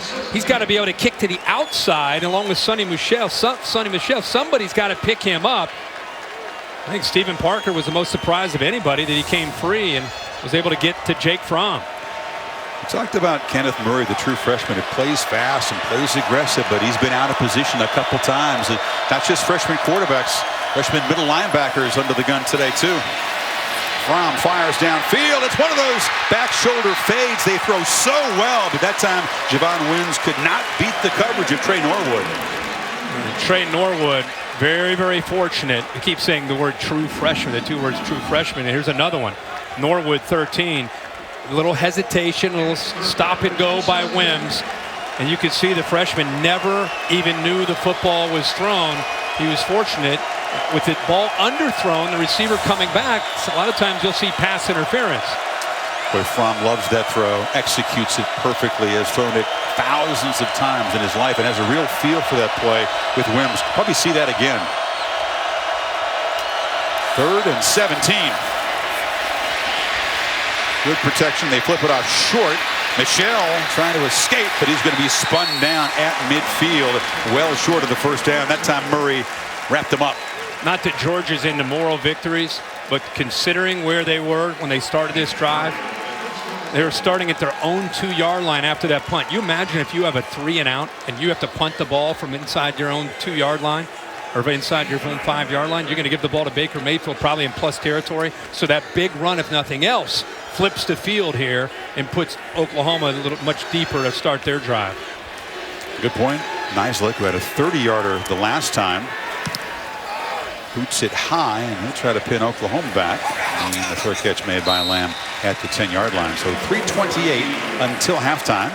Sooners trying to add to the lead. Well, the leader of this team from Georgia's defense, Roquan Smith, we've just not called his name much at all tonight. You know, it's been a good mix of run and pass. When it's been run, you know, he's been picked up by linemen. When it's been pass, he's been lost in coverage at times. And I think he's the guy that's got to be able to get this defense going. He's got to start making plays. Much like Baker Mayfield provides the spark for Oklahoma, Roquan Smith has been that guy because he's made so many plays in the first Butkus winner that they've had in school history. Off to a little bit of a slow start. 113 tackles. He's a tackling machine. He's got 44 more than the next highest tackler on this defense. I think he's still trying to feel this offense out and figure it out. Sermon's in the game, and he's got the football, and he's got a crease. The freshman off and running. Gets a downfield block, barrels ahead. A physical finish to the run, and that fires up the OU sideline. Well, this is 2 backs in the backfield. Rodney Anderson goes in motion and leaves Sermon back there. Look at the 2 linemen up front. This is the counter play that Oklahoma runs all the time. Ben Powers and Orlando Brown lead him around. They do a good job of getting a hat on a hat, and that's how you finish a run. Sermon, who's from the state of Georgia, runs right through DeAndre Baker. 31-yard gain. Great job spelling Rodney Anderson. He's back in there now to the right, and he's got the football, and he's stopped at the line of scrimmage. And the last 2 plays putting, again, a little bit of a change-up, putting both the backs back there together, Anderson and Sermon. And as it may not seem like a big deal, but when you're changing formations, it affects communication for the defense of Roquan Smith and the linebackers. Now you see Sermon check out. You see a wide receiver, Michael Jones, check in. Constantly making this Georgia defense have to communicate and adjust to the looks that Baker Mayfield and the offense is giving them. 3 receivers to the right on 2nd and 9. Mayfield instead looks to the left and now scrambles across the middle, overshot Lamb, who was running free there. Remember what Kirby Smart told us. He said, look, we're very comfortable and confident that we can control the running game today, but if not, we're in trouble. It all starts with that, and they have not been able to control the running game. No, not at all. It's been a very balanced attack, 182 yards. Mel Tucker trying to find some answers. To me, it starts with that defensive line and how they can try to win at the line of scrimmage. You got to give Oklahoma a lot of credit. That's a real strength of theirs all year. 5 returning linemen from last year up front. They know each other inside and out to go along with Baker Mayfield as a 3-year starter at quarterback. Play clock winding down in this 3rd and 9 play. It's a screen. Brown in the clear. The sprinter cuts back. Hollywood Brown slips down inside the 15. They're lucky he didn't find the end zone. That guy's the fastest Sooner. Yeah, kind of a mesh route. Watch the 2 receivers crossing each other underneath. And great block again by C.D. Lamb to give him more room to run. Land fast after the big play. Lamb, after making the block, makes the catch and is bumped out. Marquise Brown, a man from Hollywood, Florida, not Hollywood, California. That's how he got the nickname when he got here to Oklahoma. Boy, you see why Georgia's coaches kept saying, number 5 just scares us to death. Yeah, he can go by you for the deeper throw and catch a ball underneath on a 3rd down and make one guy miss and pick up another 30 or 40 yards. Incredible acceleration. And the Sooners make it a 17-point lead before halftime. 2nd and 4. Anderson slips a tackle, fights through, and is going to be wrestled down right near the marker. They'll spot him just short. It'll be 3rd down. You gotta love how Baker Mayfield near the end of that. Baker Mayfield at the end of that, trying to remember a new rule in college football. You can push the ball carrier. Usually you see linemen pushing the ball carrier. Not with Oklahoma. It's Baker Mayfield at the end. It's diving, pushing those big linemen, trying to pick up that first down, trying to fight for every inch.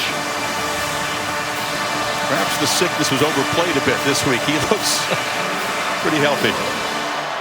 Anderson in the game on 3rd down. It's a sneak, and Mayfield does move the sticks and sets up a 1st and goal as we enter the final minute of the first half. Sooners, Kirk, have moved it 88 yards in 7 plays. Again, they get the ball to start the second half, which makes Georgia here just desperate to keep out of the end zone here. Remember in the Big 12 championship game, they did a good job of giving that physical look. They're going to go to the jumbo package now with some extra linemen, big fullbacks coming in. They fooled TCU by going to this look and then kind of sneaking Mark Andrews behind a little bit of a play action look. They're going to go with this quick huddle, make it tough on the Georgia defense. They're hiding Brown. And now Kirby Smart sneaks down the sidelines and spends a timeout on defense. Oklahoma not terribly urgent. They've got all 3 timeouts with 25 seconds before halftime. That critical 3rd down.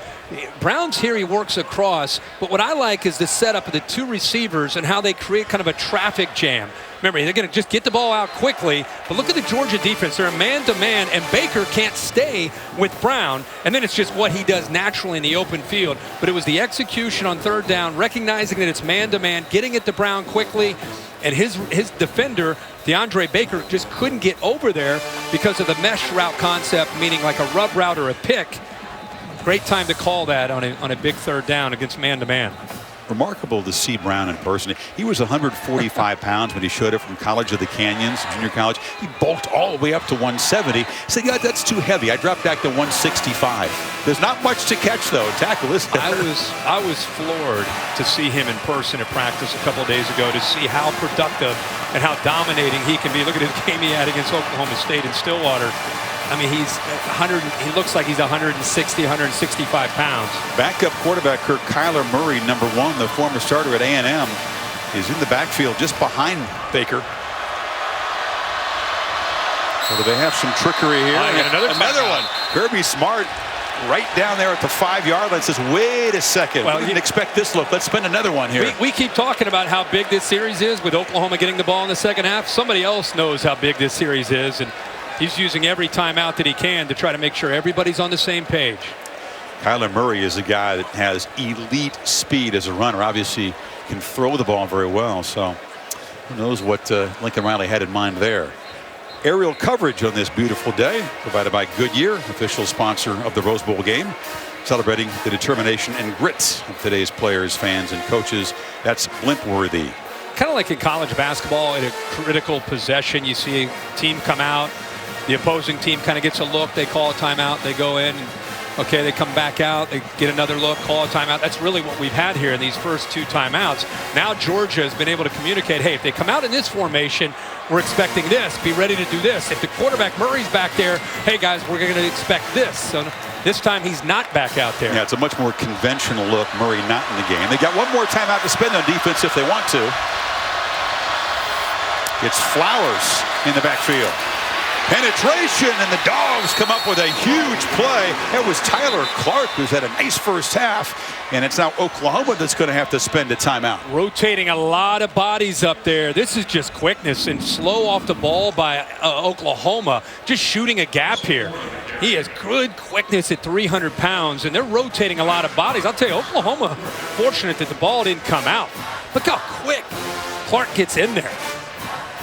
And that's a different sort of position for Dimitri Flowers. He's played tailback in his career, but not often do you see him lined up in that position. Did well to hold on to it. You're right. I think earlier in his career he had to start against Iowa State because of some injuries, and he did pretty well, went over 100 yards. But this year he's kind of, he's playing H-back or a tight end, fullback type of thing.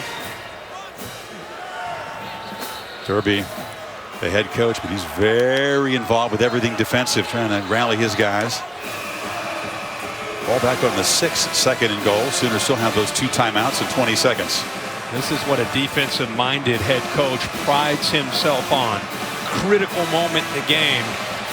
You practice this over and over, good against good in summer and spring, and now you're out here at the Rose Bowl in the playoff. You got to be able to hold your own down here. And Kyler Murray, Kirk, the backup quarterback, in the game again, just to the left of Mayfield. Badette comes in motion. Pop pass. Can he get the edge? No, he is driven back. That's Smith, a high-impact tackle at the 3-yard line. Roquan says, that's the kind of hit I've been waiting all half to make. Well, it's third down. He took out an entire first half of frustration with this hit right here. They use it as a decoy. Murray and Baker go to the left, but right there, what a hit. Good team pursuit. Smith cleans it up. Perfect form tackle. I'll tell you, Badette lucky to hold on to that football. And you could hear it. Badette, we mentioned, comes from Kentucky, graduated there, transferred here for 1 season. Knows all about this defense. And the urgency, Kirk, and we knew Georgia had to feel down 10. Mayfield and company getting the ball to start the third quarter. They've made a stand here from first and goal at the 2. Be really surprised if Lincoln Riley doesn't try to find the matchup with either Flowers or Andrews down in this area. They've got Flowers lined up as that tailback spot, and they go with their jumbo package with the extra tight ends and fullbacks. It's Lamb to the left, single formation, and Jordan Smallwood to the right, also getting man coverage. Third and goal.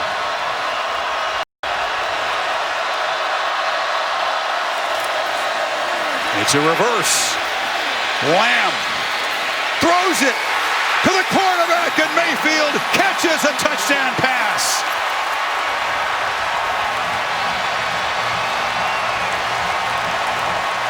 And goes sprinting down the field. Trickery from Riley, and the Sooners stretch the lead. Well, that put the Georgia defense in a bind. They knew that after the sweep and the handoff that the ball's probably going to try to come back to Baker Mayfield, and Roquan Smith actually was out there with him, DeAndre Baker, but at some point you got to go try to tackle Lamb, who's about to run into the end zone. So a 17-point lead. Lamb back to Mayfield. Yeah, Lamb's going to come here. Once Baker makes a sweep and he goes out here, watch Roquan Smith. He reads it. He instinctively feels, okay, I got to get out there. I got to get out there. But right here, both these defenders are in trouble. Either make the tackle or stay back. They decide to try to go make the tackle, and there's nobody left for Baker Mayfield. And CeeDee Lamb sold it well. Didn't flip the ball to his right hand until it was very near the line. Right now, he's thinking, I'm going to run. And then once they commit, then he just said, okay, you're just going to give it to me. I'll take it. He did a really good job of making that defense respect it. He's accelerating right there at the 7-yard line. You better come up, otherwise he's just going to walk into the end zone. Really, it was an either-or situation. The Georgia defense just in a real bind there. Look at not the prettiest throw, but he'll take it. Lamb has been active. He's been targeted 7 times, had some drops, but he's made 3 catches and now throws his first career touchdown pass. So Lincoln Riley, who does call the plays for this offense, that cat and mouse game, all those timeouts, the different looks from the Sooners, give that one to Riley and the Sooners. Now they just booted along the ground here. It, but that's Georgia got a chance here, maybe. Absolutely ineffective. I don't know what they're thinking there. This is in the pregame warm-up here. A couple of moves from the quarterback. Is he practicing his receiving skills? Wasn't quite the same route. You know, with him, you just never know. You know if he's just messing around or working on maybe catching a ball later in the game. Meanwhile, this squib kick has given Georgia a chance now. The Oklahoma end, you throw it in the end zone. Perhaps take one shot down there, and they have a timeout to spare if they want to try to set up a field goal. Well, if they obviously it'd have to be a really quick throw with 5 seconds to go. Have that one timeout. They need to try to get about 17 yards to give Blankenship a decent shot. And Georgia's putting in some of their receivers. Looks like actually Mark Andrews is back. CeeDee Lamb is back. Oklahoma's putting in A lot of their kind of almost like a hands team back deep to try to knock down a Hail Mary. Fromm rolls out. They do fire it short, and the catch is made. No out of bounds, and now they'll have to try to spend a timeout. Smart sprinting down there. Godwin couldn't get out. 1 second to go. Yeah, Kirby Smart was calling a timeout while the ball was in the air. I mean, he's yelling timeout, timeout, timeout, timeout, knowing that in case he didn't get out of bounds or pick up a first down to stop the clock, somebody's going to make sure that I want this clock stopped. So that squib kick with 6 seconds to go. Yeah, that backfired badly. No long field goal attempt. This is just out of Blankenship's range. I check it. He is in the game. They're going to try this from 55. I asked Kevin Butler, who works with the kickers here, who is obviously a legendary kicker for the Georgia program. I asked him how far he could get out. He said, he made one from 54 going this direction in warm-up, so he's got a shot.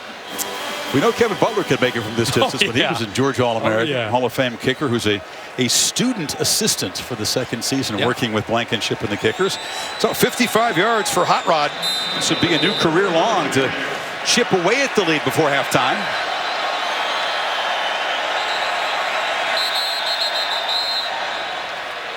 And now it's Oklahoma that's going to spend a timeout just to make sure that they're ready for a potential fake here. Wow. All the questions coming in. How would this high-powered Oklahoma offense, fast and furious, deal with all the speed of that SEC defense? And Mayfield and the Sooners touchdowns their first 3 possessions. The Dogs defense began to get some traction as the half went on, but that touchdown a moment ago puts Georgia in a 17-point hole. The last thing you want to do against Baker Mayfield is give them a fast start, because when you play catch-up, not only is it tough to do, it goes against really what your strength is as a team. Georgia wants to control the clock. They want to comfortably run the ball. Jim Chaney telling us, if we could be 60-40 run to pass and kind of who we've been, that's our identity all year, that would be ideal for us. But now, with this hole that they've created for themselves, it's a totally different way of approaching the game as they go into the second half. These 3 points, they're critical. This would be huge going in at halftime for Georgia. Blankenship just missed earlier from 48. This by far the longest of his career.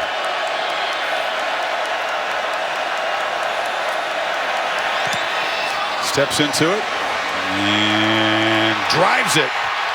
Wow, Hot Rod comes up with 3. That's a Rose Bowl record. And Oklahoma made to pay for that squib kick just before halftime. Good job by Georgia not throwing the Hail Mary with 5 seconds, trying to pick up the yards to at least give them a shot, and it pays off with a great kick. What Kevin Butler told you was exactly right. That was about his range. Yeah. Hot Rod comes through. Cut the lead to 14. Time now for AT&T Field Pass to Tom Rinaldi is with Coach Riley. Chris, thank you very much. Lincoln, know you're up 14. What was the strategy there on the squib? Just try not to kick it and hit somebody. He just hit a bad kick. So we wanted to squib it down there, not give him a chance for a turn. We just didn't execute very well. Your message to your team here up as you head into the second half and try to close it out? It's going to be a 4-quarter game. We knew that coming in. That's what we expected. We did a lot of things good the first half, but we also have a lot of things that we need to do better. Lincoln, appreciate it. All right, thanks, Tom. Maria. All right, Kirby, coming into this game, we knew Oklahoma led the nation in total offense. Describe what you've seen from your defense in the first half. Poor performance on our part as coaches. We didn't have these guys ready to play right now. The good news is we can still make some adjustments, come back, fight. Offense is keeping us in the game. We just got to tackle better, got to stop the run, try to make them one-dimensional. All right, we know Oklahoma gets the ball coming back out for the second half. What has been the message to the team, and what are you going to echo in the locker room? Settle down and go play. Our guys playing a little nervous. They got to go out and play and relax, and got to get after the quarterback. All right, thanks for your time. Sure. As Sooners scoring 5 of 6 possessions, no turnovers and no penalties. 651 combined yards in a wild first half as the Heisman Trophy winner has Oklahoma up by 14. End of the first half in Pasadena. Back to the studio after these messages. You're watching the Rose Bowl game presented by Northwestern Mutual on ESPN.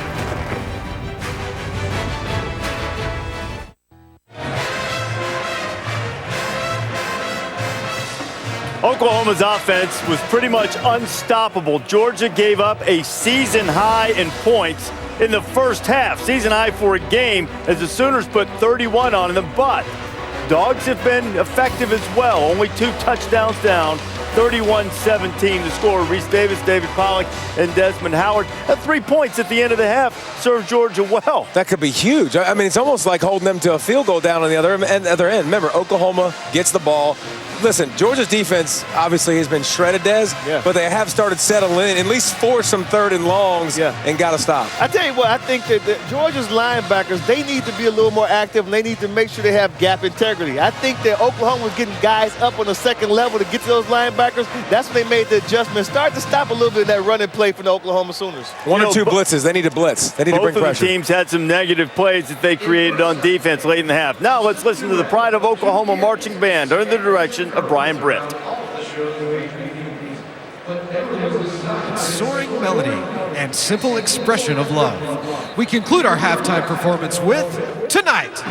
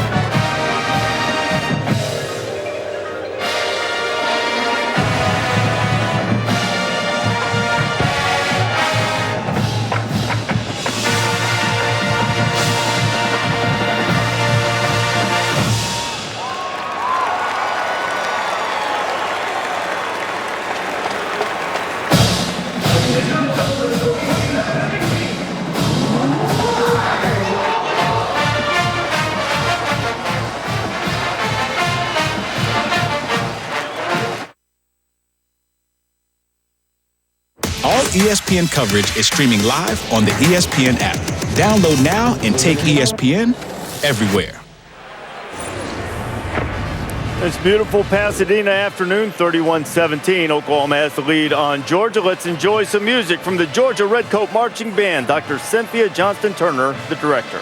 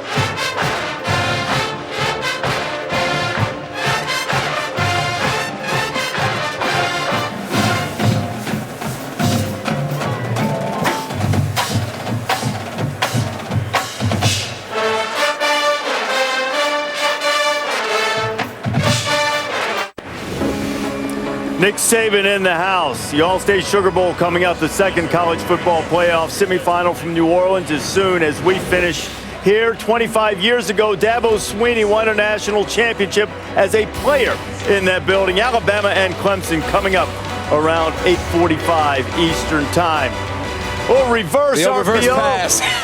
First career catch for Baker Mayfield, the touchdown is 31-17. So what adjustments, Desmond, does the Georgia offense need to make? I'm going to keep it real simple. They're one of the best rushing offenses in the country. Don't get to the playoff game and then try to reinvent the wheel. Make Oklahoma prove they can stop the run. A running attack might be Georgia's best defense, too. Sonny Michel, 48 yards a carry. Nick Chubb's 15 yards a carry. Exactly. The problem is it can't get out of hand where you can't run the football. First possession, have to be aggressive. If Baker's getting his anyways, you might as well try to force a turnover, tip pass, fumble something. First drive going to be huge. Georgia needs a stop. Second half just around the corner.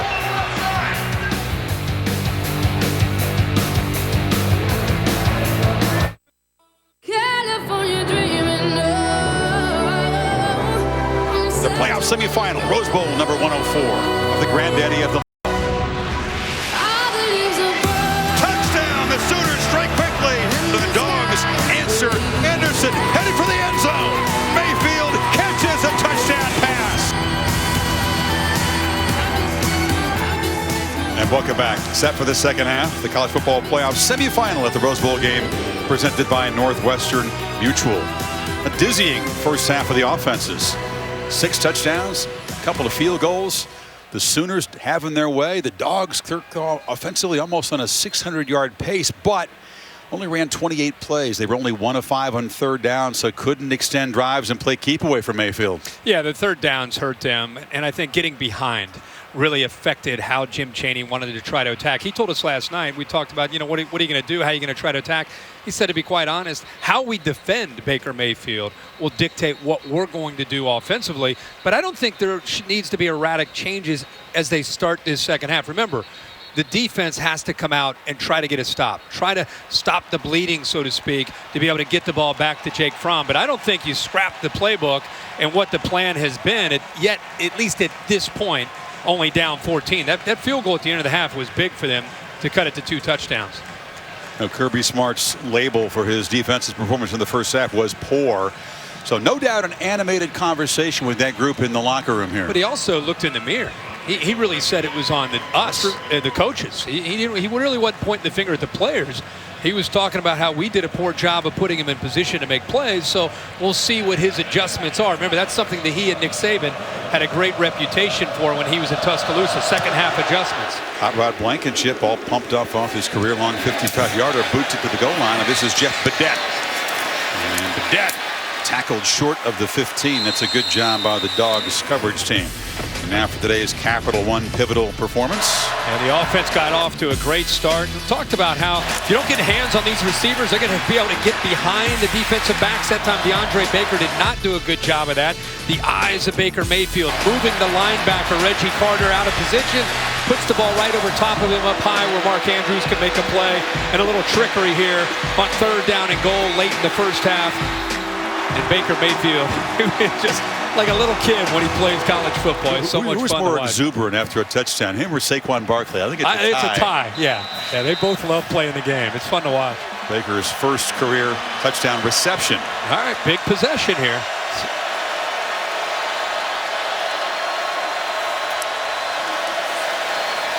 It's Anderson. Cuts it back. Muscles for about 2. Of course, there's that counter play to start this first half. They pull the big left guard, Ben Powers, and Orlando Brown, kind of a staple of Lincoln Riley's offense. Anderson, a couple of touchdowns, almost 9.1 yards per carry in that first half. There's big Orlando Brown, the unanimous All-American, one of 3 unanimous All-Americans on this offense. That is special and rare, folks. Mayfield and Andrews, the others.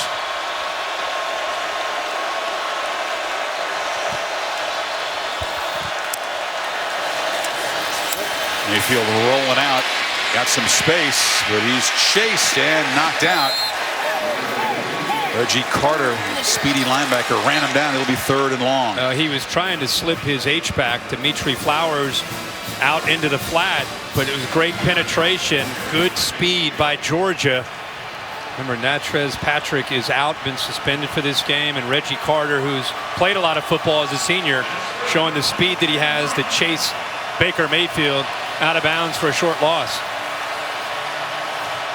Sooners 6 of 8 on 3rd down of the first half. They need 9. CeeDee Lamb getting single coverage to the left of the quarterback.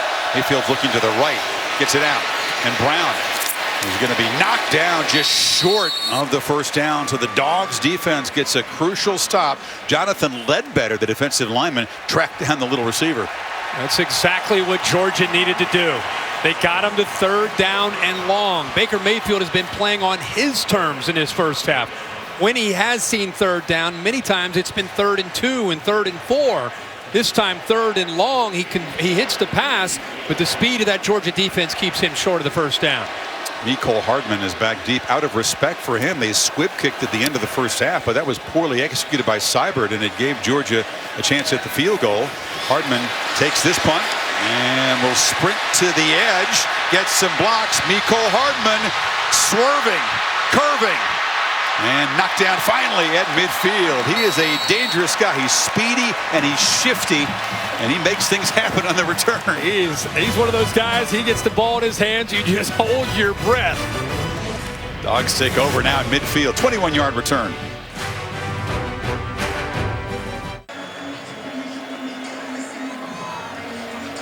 And welcome back. First possession of the second half for the Dogs.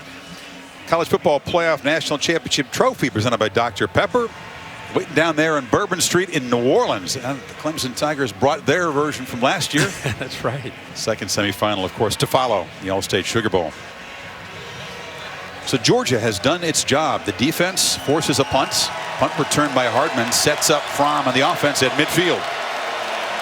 It's an offense that prides itself on running the football and wearing teams down up front in the second half. This is the 12th running play of this game for the Dogs, but they've had great success. Chubb not down yet. Churning and chugging to the end zone.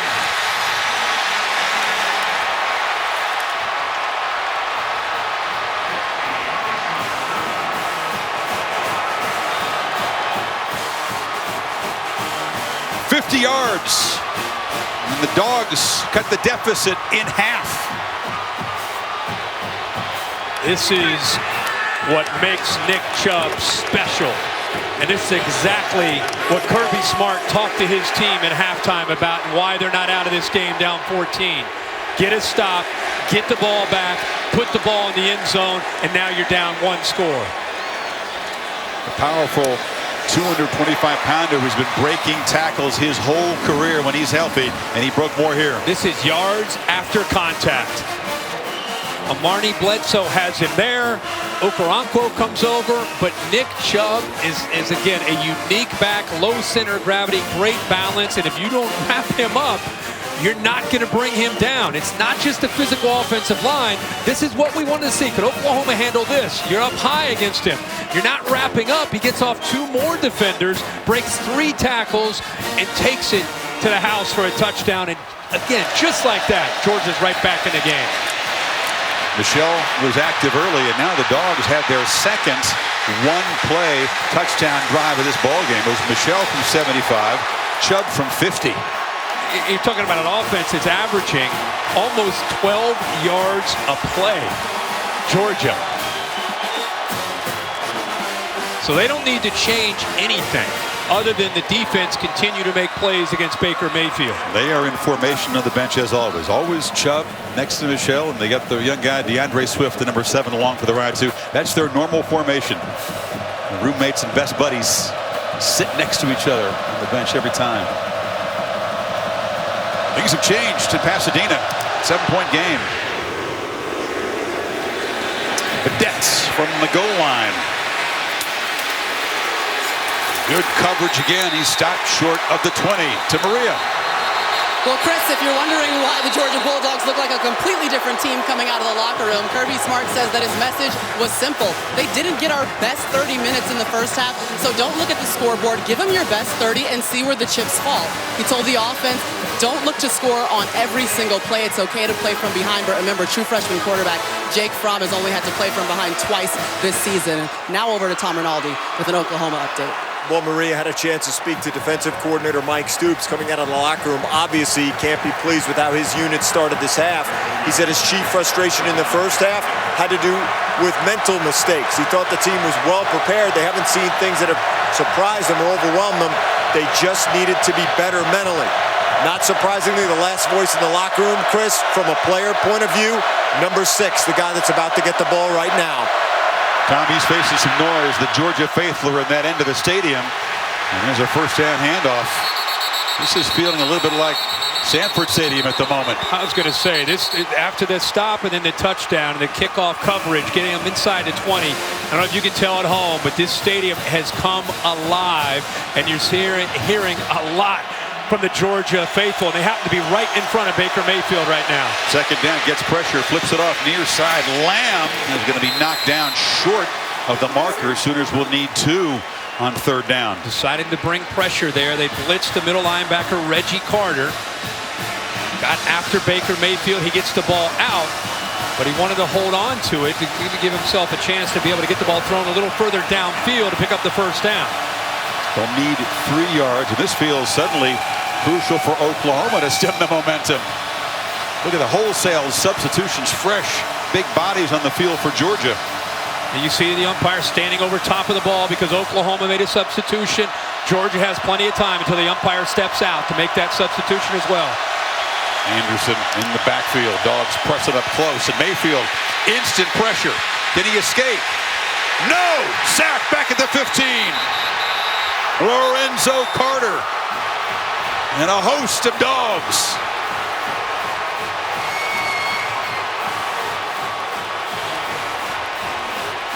They bring it, pressure right here and right here, right up the middle. Roquan Smith, the leader, forces him out of the pocket. Watch Aaron Davis right there, keeps him contained.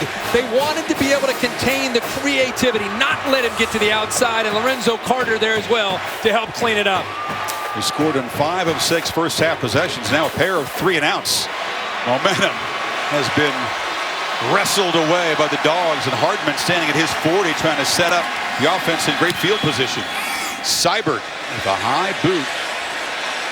Hardman lets it bounce, shouldn't have. That'll cost Georgia about 12 yards. So Roquan Smith, a frustrating first half for the Butkus Award winner, but the Dogs defense rising up, getting after the quarterback. 7-point game as Georgia goes back to work on O.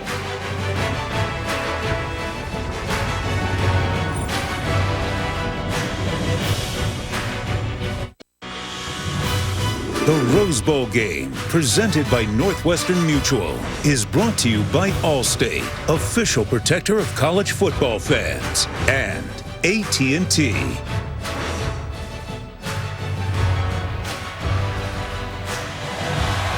Highest scoring Rose Bowl ever last year, USC and Penn State. Are we headed that direction?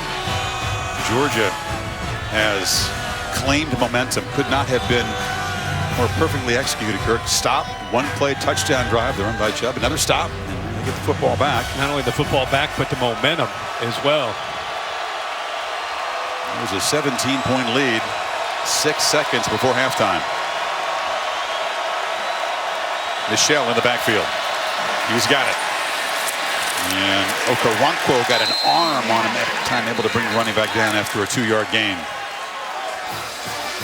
Mike Stoops, who is upstairs as a defensive coordinator, sure, he and his defensive staff getting on that Oklahoma defense about the importance of tackling, doing a better job, cannot allow those yards after contact against 2 of these more talented backs in the entire country, in Chubb and Michelle. Both these running backs will be very fresh for the second half. They haven't had huge workload. This is just the 4th carry for Michelle. And that electric touchdown run, also caught a touchdown pass, and now the Dogs will face a 3rd and 4, Kirk. Yeah, great patience there by Michel. It looked like when he got that football that Oklahoma had defended it pretty well. A little hesitation move and a jump cut, and he's able to sliver through there and pick up some yards to give him a chance here on 3rd down and much more manageable. Remember, that's been a problem for them in the first half. And just 1 of 5. And the Sooners get off the field, stem this momentum. DeAndre Swift is now the back. He's got it on the delay. And Swift runs into a lineman and will be stopped just short. Parnell Motley tackled him, but he ran into Andrew Thomas, the right tackle. Yeah, he found the hole, but watch the big right tackle, the freshman who gets out on the edge there. Swift just trying to find space. He runs in to a 320-pound offensive lineman. Yeah. Ring across the sticks. Our guess is that this is short. If it's short, what does Kirby do? He's got a gambling mood here. I don't know. You know, is it a given? You punt that away? Got a lot of belief in his running game, that's for sure. And he's going to be that much short, about the length of a football. I think with the momentum, you punt the ball away, and you rely on the defense that has had 2 straight chances to get Baker Mayfield off the field. I mean, if you don't make it, sounds great if you make it. You don't make it, you get Baker Mayfield all of a sudden a short field, and all that momentum you'd already just created is out the window. So I think he feels differently now, down only 7 than if you were down 17 or 20. Yeah, I keep going back to the end of the first half, that squib kick that backfired on Oklahoma where it hit a Georgia player and he recovered it, and they had one play and they ended up hitting that 54-yard field goal at the end of the half. Got them to within just 2 scores. Yeah, odd decision and poor execution by Seibert. So Niziolek back to punt. CeeDee Lamb at his 15. Dogs trying to induce Oklahoma to jump offside. Doesn't work. And now Niziolek gets a booming punt away.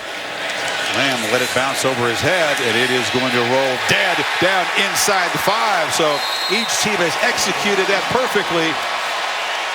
And Georgia's coverage team down there at the 2-yard line. Yeah, Simmons does a good job of getting downfield.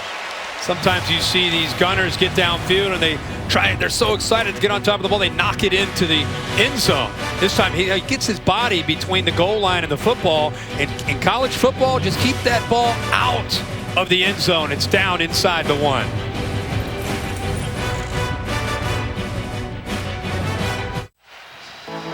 This beautiful warm evening, aerial coverage provided by Goodyear, official sponsor of the Rose Bowl game, committed to honoring blimp-worthy athletes who demonstrate hard work on and off the field. San Gabriel Mountains through that golden haze look like an oil painting. It's beautiful. It never gets old. That view from up here makes this stadium just kind of sit down, and the colors just jump this time of the day off this field, doesn't it? Mayfield in his end zone and shotgun. The diamond formation again. A high snap is collected. And muscling ahead for a couple of yards is Anderson. See how adventurous Lincoln Riley as a play caller is down here with 7-point lead. Well, he has confidence in Baker Mayfield and that veteran offensive line. You can see how the game started. The 3 touchdowns, a field goal looked like they couldn't be stopped. But since then, the punt, touchdown, and the first 2 possessions to start the second half, 2 3-and-outs for Oklahoma.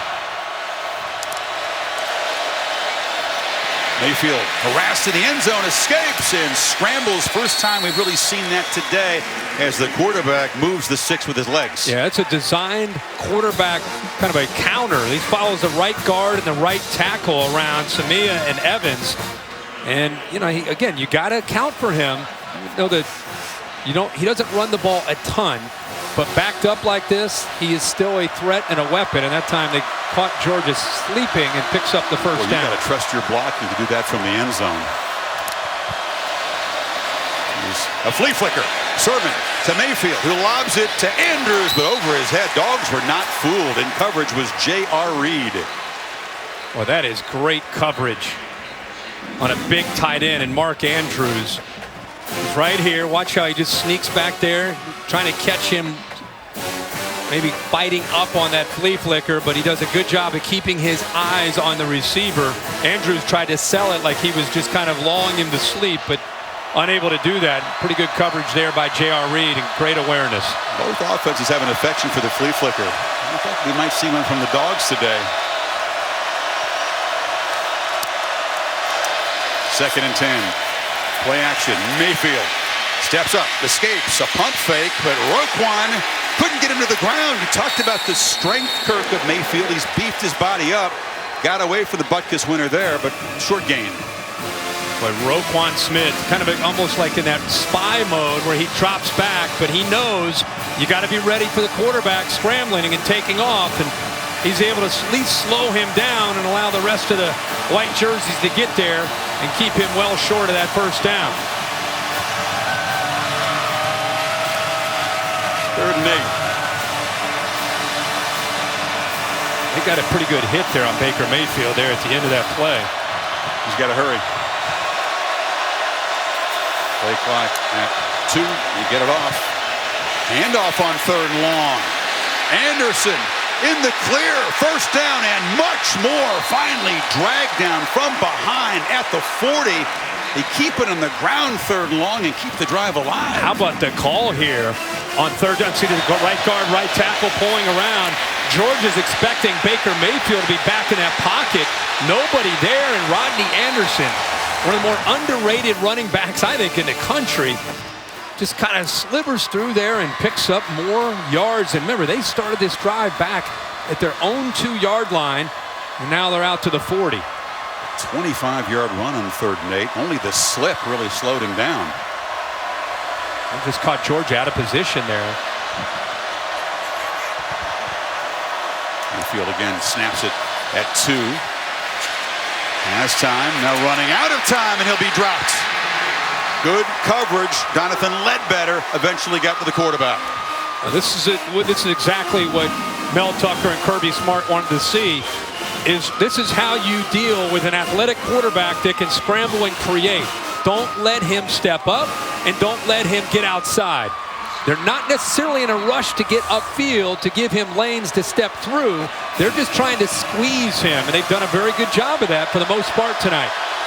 Got off the block of the Outland finalist Orlando Brown that time, the 4th sack by the Dogs. And 2nd and 18, pressure again. Back-to-back sacks. Tyler Clark has been a beast, and DeAndre Walker came in the blitz. A little stunt that surprises the right side of this offensive line. You see movement and push from Clark, and then the athletic ability and the hesitation move here to the outside by Walker. You see the right guard, Drew Samia, just caught off guard because of how sudden Tyler Clark got through there. The big defensive tackle cleared it out for DeAndre Walker, who's had a great second half of the season. He got in there and got to Baker Mayfield. What's Mayfield have on 3rd and 27? Well, a safe call. Anderson this time is going to be dragged down, and well, you wonder, an unheralded guy like Tyler Clark just stepping up on this enormous stage and making plays for the Dogs defense tonight. The right side of the offensive line from Oklahoma can't deal with the combination of his power and his quickness. And even when they tried to block with 2, they've not been able to deal with him, and we'll see how that continues to unfold. Both he and Ledbetter, their strength and their quickness have given Oklahoma problems up front. So the Sooners move backwards after they'd gotten the ball out near the 40. And now Seibert to punt. There are a pair of Georgia receivers. And Nicole Hardman will take it with a fair catch at the 29-yard line. So the Dogs defense looking befuddled in the first half, rising up and shutting out Oklahoma so far in the 3rd quarter. Georgia back to work, down by 7.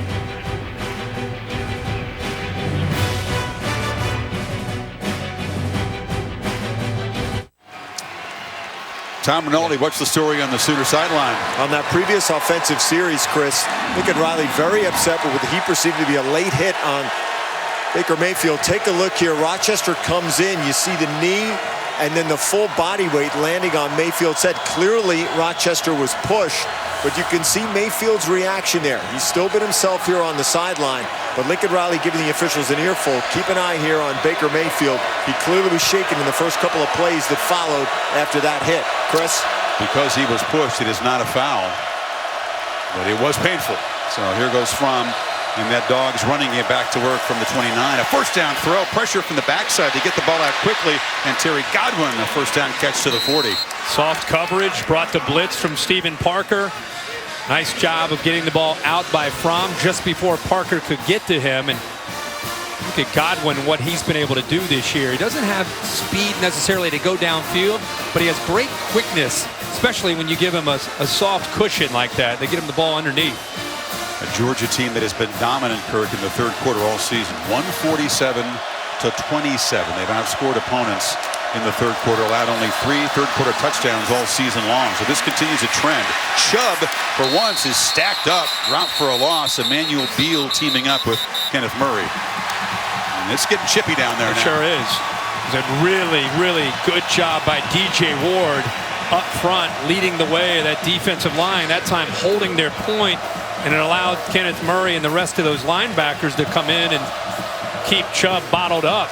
I don't think this Sooner defense liked to hit on their quarterback at all. Playing with some energy now.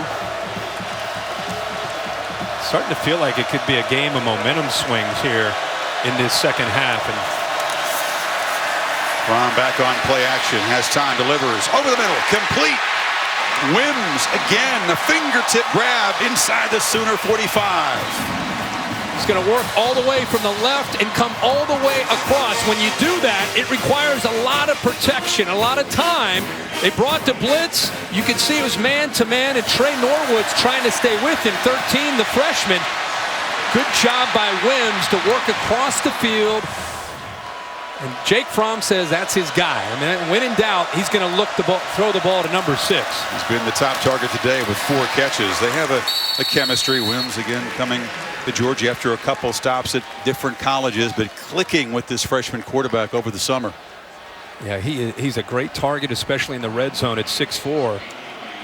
Put the ball up in the air to make big plays for this offense. DeMaria on the Dog sideline. Jake Fromm, when he first got to school in January, the first person he called, guys, was Javon Sims. They have been running routes and practicing together since last January. And Wims said he did not want to show up. It was the one time that he had to himself, but Fromm pushed him into it. And now Fromm back to pass, surveying the field, lobbing it out of bounds. Well covered there was Wims that time. They were not going to let number 6 drift out of their sight. He ran the same route, but it was a different coverage. Previous coverage was man-to-man with the freshman Norwood. This time you see Will Johnson there. He came down, was able to help out. That's exactly who he was looking to throw the ball to. Now what's the call here, Kirk? Can they convert on third down? It continues to be a problem for the Dogs. Just 1 for 6. They need 7. Final minute of the third quarter. Don't forget about Michelle out of the backfield as a real weapon, especially on third down. Fromm directing traffic, running out of time. They just get the play off. Michelle in the clear. Sony Michelle barrels down into the end zone. The hat trick for number 1.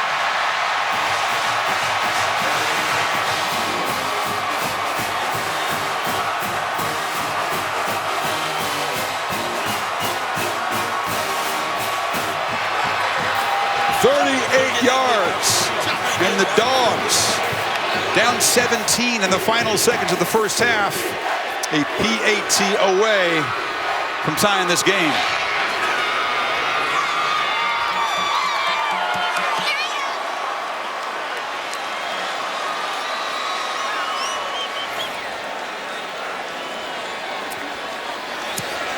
The Chubb and Michelle tandem going to work. Jim Chaney made a really good point to us last night. Things that get overlooked at times. This is what the freshman does, Jake Fromm. Look at the right side of the offensive line. There's no one there. Jake Fromm goes away from the left, back to the right, something that often gets overlooked, but just getting out of a bad run play into a good run play. Give Jake Fromm a lot of credit for making the check at the line of scrimmage. That's a lot of game prep. This is what's really separated him from Jacob Eason. This awareness and an ability to make a check in a game like this, see the weakness of the defense, get Michelle the ball, and he's off to the races. Off the charts football IQ, just a rare feel, decision-making and poise from Fromm, and Michel just tiptoes down the sideline. He's caught a touchdown pass and run for a couple. Just stayed in and in for the touchdown. AT&T pylon cam showing you the delicate footwork of Sony Michel. Oh, that's a great shot. But again, that just, you know, sometimes we look at quarterbacks and we want to see the great passes and so many different things that they do, but a run check, getting out of a bad play and into a good play, so easy to overlook. Boot by Blankenship is returnable. Vedette hesitating, waiting for some blocks to set up, and is able to scoot out of bounds on the edge, short of the 20-yard line. Well, we've got a great one brewing here, and Clemson and Alabama, the trilogy, awaits in the All-State Sugar Bowl directly after this Rose Bowl game. Coverage again on ESPN. Of course, they've split the last two national championship games. Very high scoring, Kirk, each with 10 total touchdowns. You feel like a far fewer points scored tonight. I think it's going to be a low-scoring game, field position game. Who gets the turnover advantage? I think it's, you know, like a 24-20 type of game. I think Clemson is going to win a really close one. Oklahoma has had the lead since the first quarter when it was 14-7. No longer. And Marquise Brown, the receiver, in the backfield, lined up right behind the quarterback along with Flowers and Anderson. It's a different look. Option look. They get it to Brown on the edge. Dogs able to crowd him to the boundary. Sanders forces him out, short gain. Really nice job by Dominic Sanders. Incredible. You think about how much football he has played. He's making his 52nd career start tonight. That's a lot of football. Opponents of Georgia have been game planning against number 24, trying to find a way to keep the safety out of the mix for 4 years. They haven't often succeeded. Sooners, and they squeeze in a play before the end of the quarter. They're blitzing him again. Mayfield delivers incomplete across the middle. Tight coverage again. Andre Baker, quarterback knocked down. And that is the end of the third quarter. Quarter dominated by the Dogs. They score a pair of touchdowns to get the Rose Bowl game even at 31. 15 minutes to decide the berth in the national championship game. You're watching the Rose Bowl game presented by Northwestern Mutual on ESPN.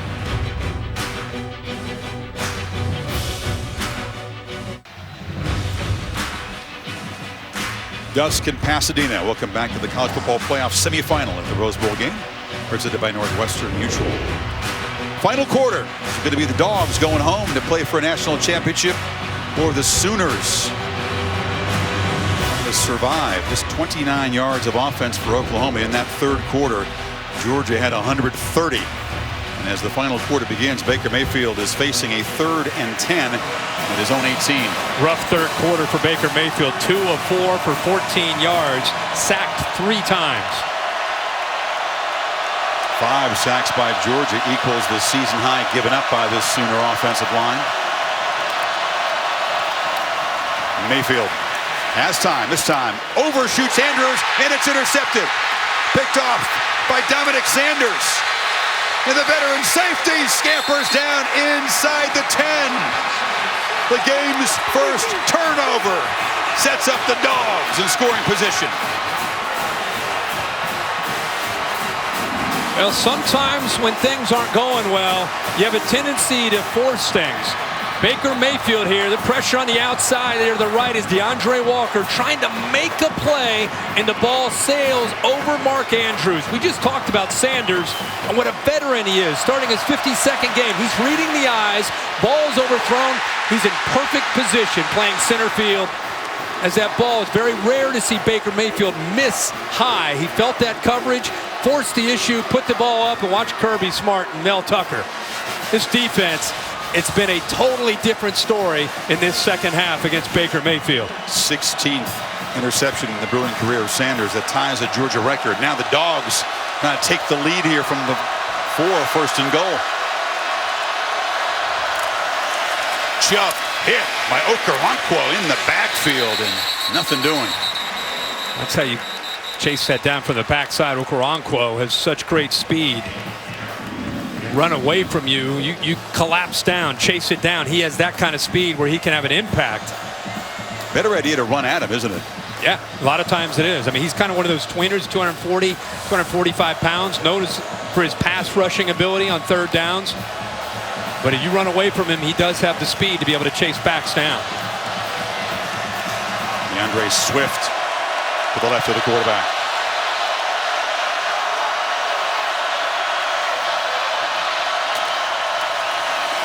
Fromm looking for the end zone. Delivers. Touchdown! Wims gives the Dogs the lead.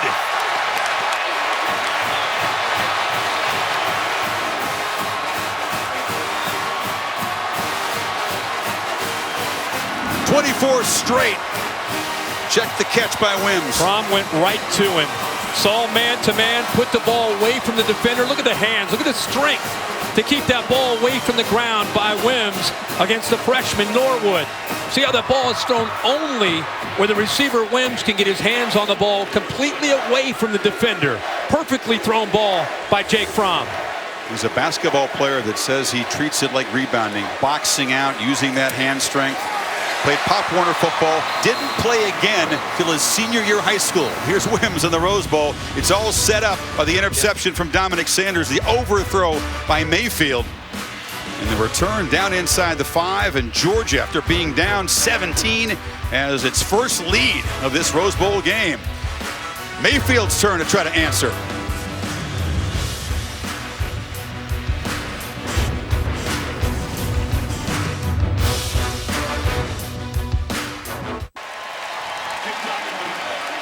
He's a true freshman, folks. Jake Fromm to his favorite Tiger, Javon Wynn. And Wims' touchdown gives Georgia its first lead, and the Sooners stunned. But this is not an unusual position, Kirk. This is a team that 3 different weeks in a row, they had a double-digit lead. Yeah. Ended up trailing in the 4th quarter. Came back against Baylor, on the road against Kansas State. Came up short at home against Iowa State. But Baker has been here a lot. Yeah, but this is a different opponent. True. With all due respect to Kansas State and Baylor and those teams. No it's argument. a different deal. And it's a different setting. And you're on one hand, because you've been there and you've been able to produce in those kind of moments, it gives you confidence.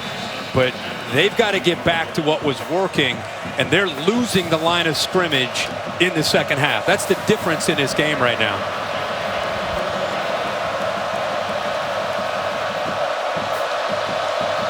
Marcellus Sutton is a different kick returner, and let's see if he's going to bring one out. Oh, it's touchback. You know, he's been in close games all year, and that, like you said, that's when he's delivered and played some of his best football. Look at these one-score games. Teams that have been within 8 points, completion percentage, the big plays downfield. You see, he's ranked top in the whole country. So you're right, he's been here and done that, but the offense has to help him. I mean, the 3 sacks, 2 of 4 in the 3rd quarter. They've had a running game today. That was a question. Could they run the ball? They run it for 173 yards. Anderson's got 157 of those. That's what I'm saying. They've got to get back to being that balanced offense that they were early, instead of just saying it's all about Baker Mayfield and throwing. And they're at 17 plays and 29 yards here in the second half. Lamb in motion. Reverse. Brown.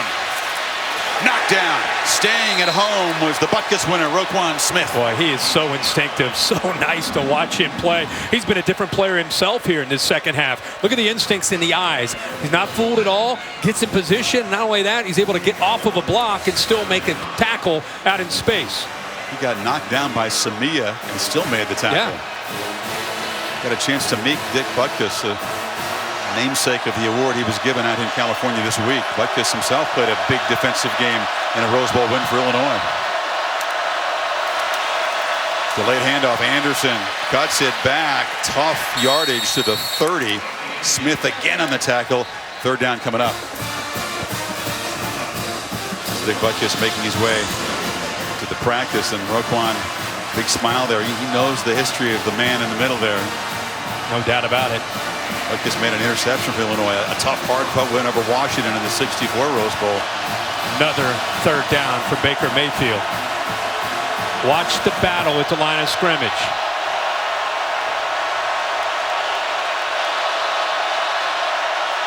And this Sooner offensive line protects. Dogs bring the heat. Mayfield stands in, delivers. A flag comes down. Andrews makes the catch. It's not first down yardage. Malcolm Parrish tackled him. Yeah, it's a hold by Ben Powers. You know, this is a penalty they can decline because the Sooners didn't make it.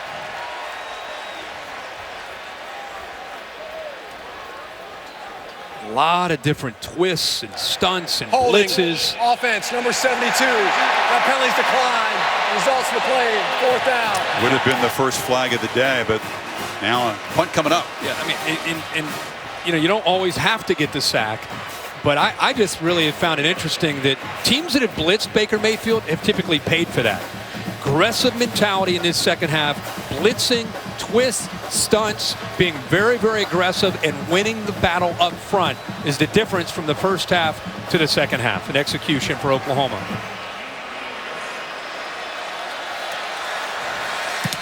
Seibert, it's a high punt, but not a very good one. And the roll will not help the Sooners cause much. It's down at the 39-yard line. So Georgia will have the football with the lead for the first time. 12-19 to play in Pasadena. Dogs 38-31.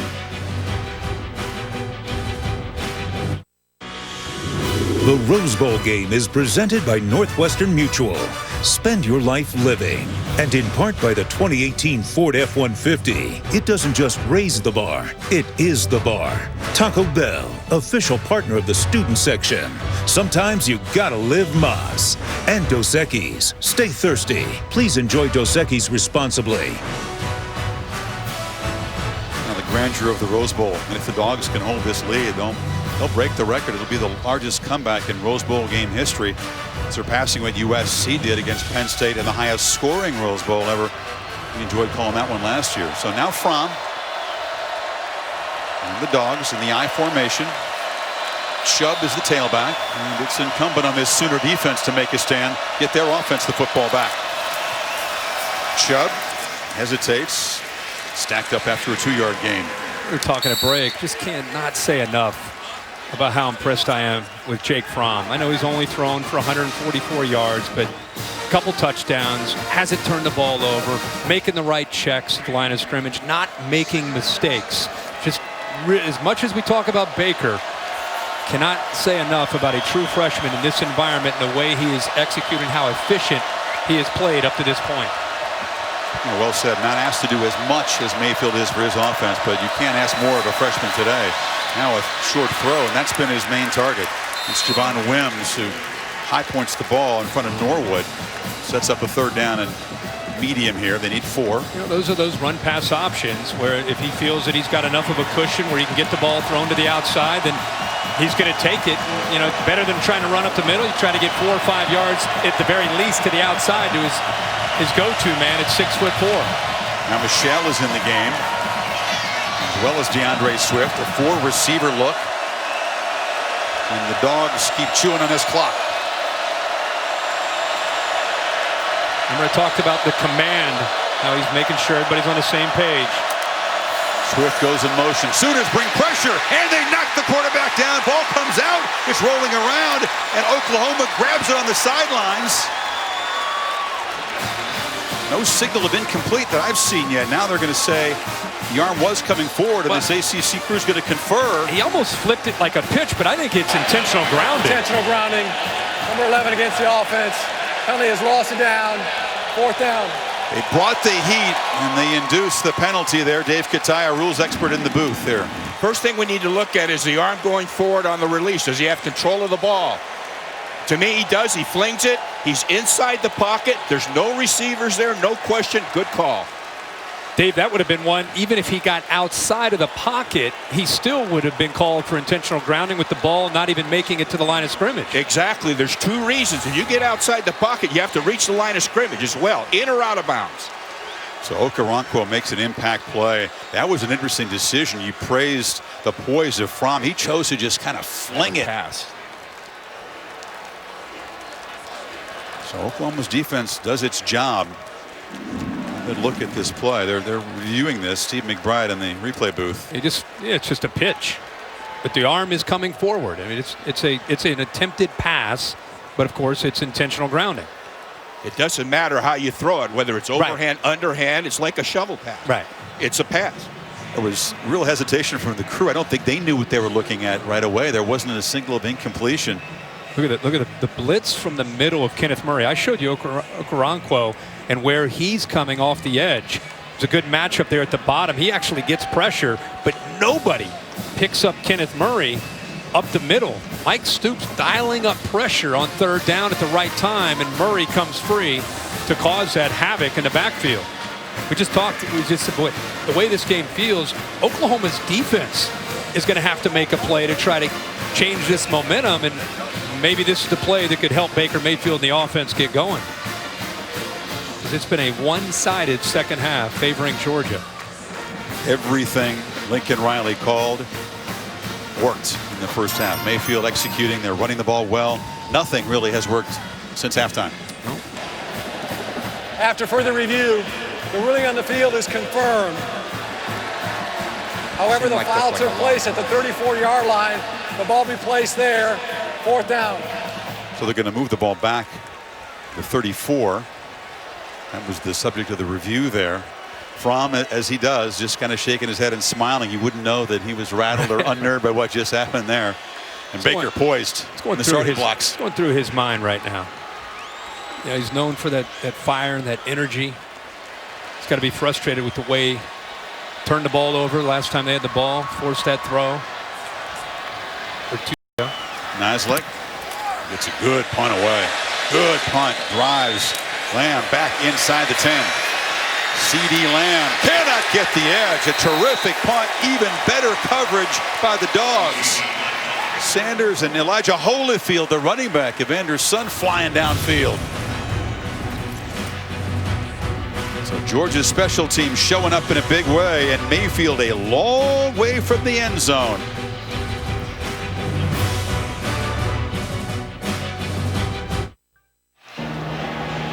Warming up in New Orleans, the man who took the baton this season from Deshaun Watson and the defending champs, quarterbacked by Kelly Bryant. Kelly B, as he is known, getting set for Alabama.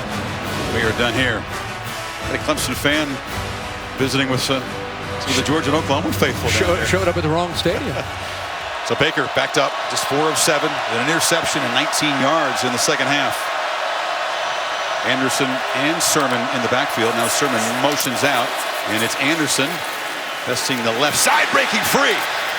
He is tough to tackle, and he's got first down yardage. He is incredibly physical. You see the first half, second half of Baker Mayfield. First half, he's 200 yards. There's 31 points on the board. Things are looking good. This second half has been a struggle. Sacked 3 times, unable to really get anything going at all. So got the ball, flips it off, and it's dropped in the flat. Field position is certainly part of that. The average field position, Kirk, in their 6 possessions, their own 15. I think schematically the only thing that I've really seen change is a willingness of Mel Tucker and Kirby Smart to be even more aggressive. But I really, when you go back and look at this film, I think you're going to see a difference at the line of scrimmage between what Georgia did in the first half to what they did in the second half. Much more physical and aggressive, kind of wearing down the Sooners at the line of scrimmage.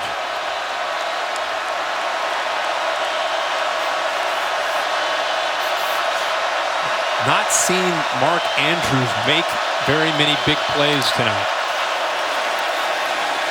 Mayfield takes a downfield shot. Deep ball. Catch made by CeeDee Lamb. They got single coverage, and they pitched it down there. He beat Tyrick McGee. A slant and go. Lamb at 6'1", goes up and over McGee at 5'10". He had a little bit of trouble holding on to the ball in the first half. That time goes up and makes an acrobatic catch for a big play for the Sooners. At 36 yards, is that the play that can spark this offense? And now pump fake, and Mayfield takes off into the secondary, weaving down into the red zone. Same play they called earlier back up near their own end zone, where it's a quarterback design counter. Instead of running Anderson, they use him as a decoy to go out to the right, and Baker himself follows goes the right guard and the right tackle around the left side. Wow, things can change fast. They get 48 yards in those 2 plays, and now Anderson plows to the 12. Well, this is who Oklahoma is. Just as things seem dire, and what are they going to do? You have to think, you have to realize in the blink of an eye, Baker Mayfield has the ability with these receivers to make a big play, and then it's the tempo, and all of a sudden you get that aggressive Georgia defense, little bit slowed down, a little bit more on their heels, not quite as aggressive. They bring Flowers and Badette into the game. Dogs bring some subs in as well.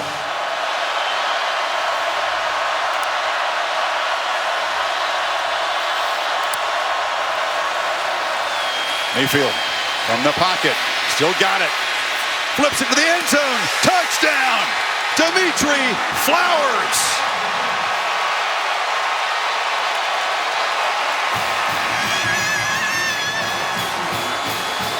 How could a man named Flowers not make an impact in the Rose Bowl?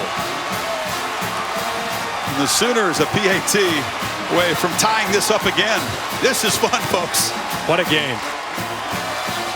What a drive. Stacked up 88 yards in 6 plays. Under 2 minutes. He doesn't make a whole lot of catches, but he makes high impact catches.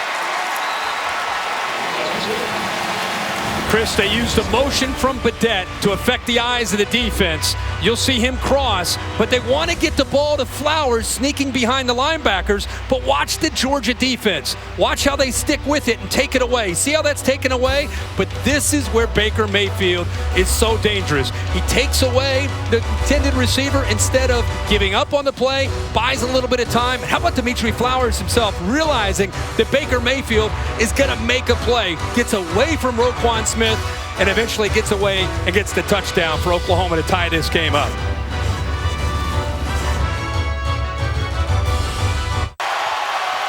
Now, playmaker on that drive, Kirk, and then a motivator. This is Mayfield of the Sooners defense, demanding that they step up again. This is Baker Mayfield. A crucial point. They just tie the game up. Look at him turn to Okoronkwo, the leader of the defense. He gives him a little bit of attention as well to let him know that this is a pivotal point in the game. This is what we always talk about with Baker Mayfield. He doesn't just execute, he affects the energy of his entire team. Tied in the playoff semifinal at the Rose Bowl, 8:47 to play. Seibert. Sadiq, and Hardman thought about it, but he'll keep it there. The CeeDee Lamb big play that got the drive going. Yeah, big 36-yard gain here downfield, goes up, makes a circus catch. Pretty good coverage there by McGee, and that got the tempo started. A nice run here on the quarterback counter where he follows the right tackle and the right guard Bobby Evans and Drew Samia gets down inside the red zone, and they're not slowing down. This is a great play, nice design. You can see he's trying to get the ball to the tight end or the H-back there, Flowers. Scrambles, creates, buys time, and allows Flowers to get free from Roquan Smith. And here's the look of a very determined quarterback. It's going to be a great finish here, the last 8:47.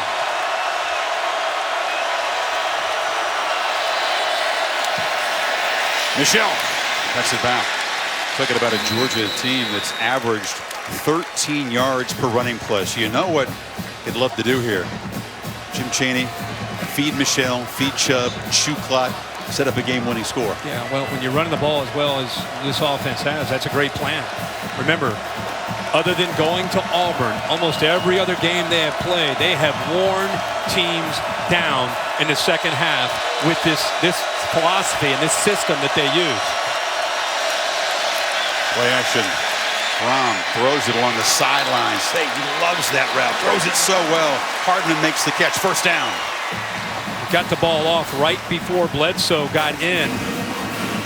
The football out there. Good job of just being able to just slide and slow himself down. Heck of an effort, actually, by Hardman, the sophomore, to hold on to that football. Looks like they're going to take a peek at it. Drilling on the field is a completed catch. That play is under further review. We want to be sure. That looked like a terrific call by this ACC crew. Yeah. I was impressed by the effort here by Hardman. Just the awareness of knowing where he is to be out of bounds. Gets the right foot down, slows his body down instead of continuing to go out of bounds. Right there's the catch. Now it's about, does he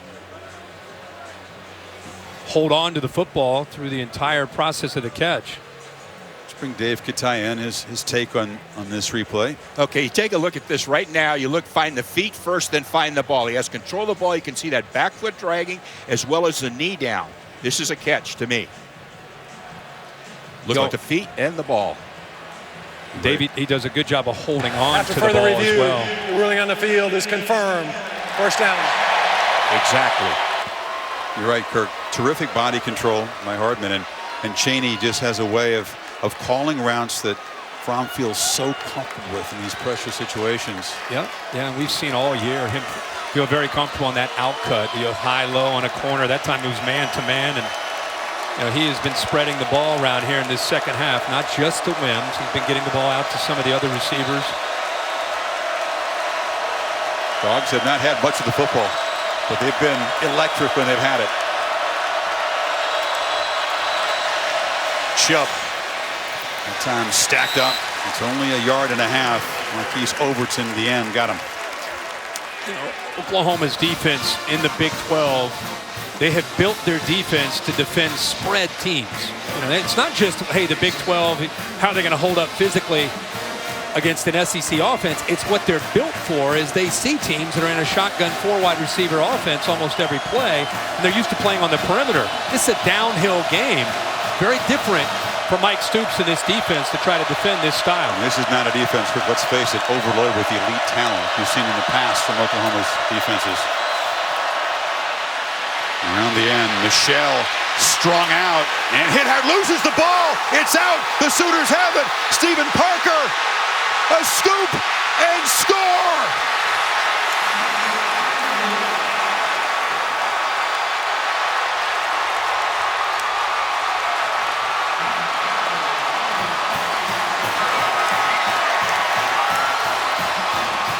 Could Oklahoma's defense step up and make big plays when they were down by a touchdown? The answer is yes. As the veteran leader of that secondary, Parker makes an enormous play.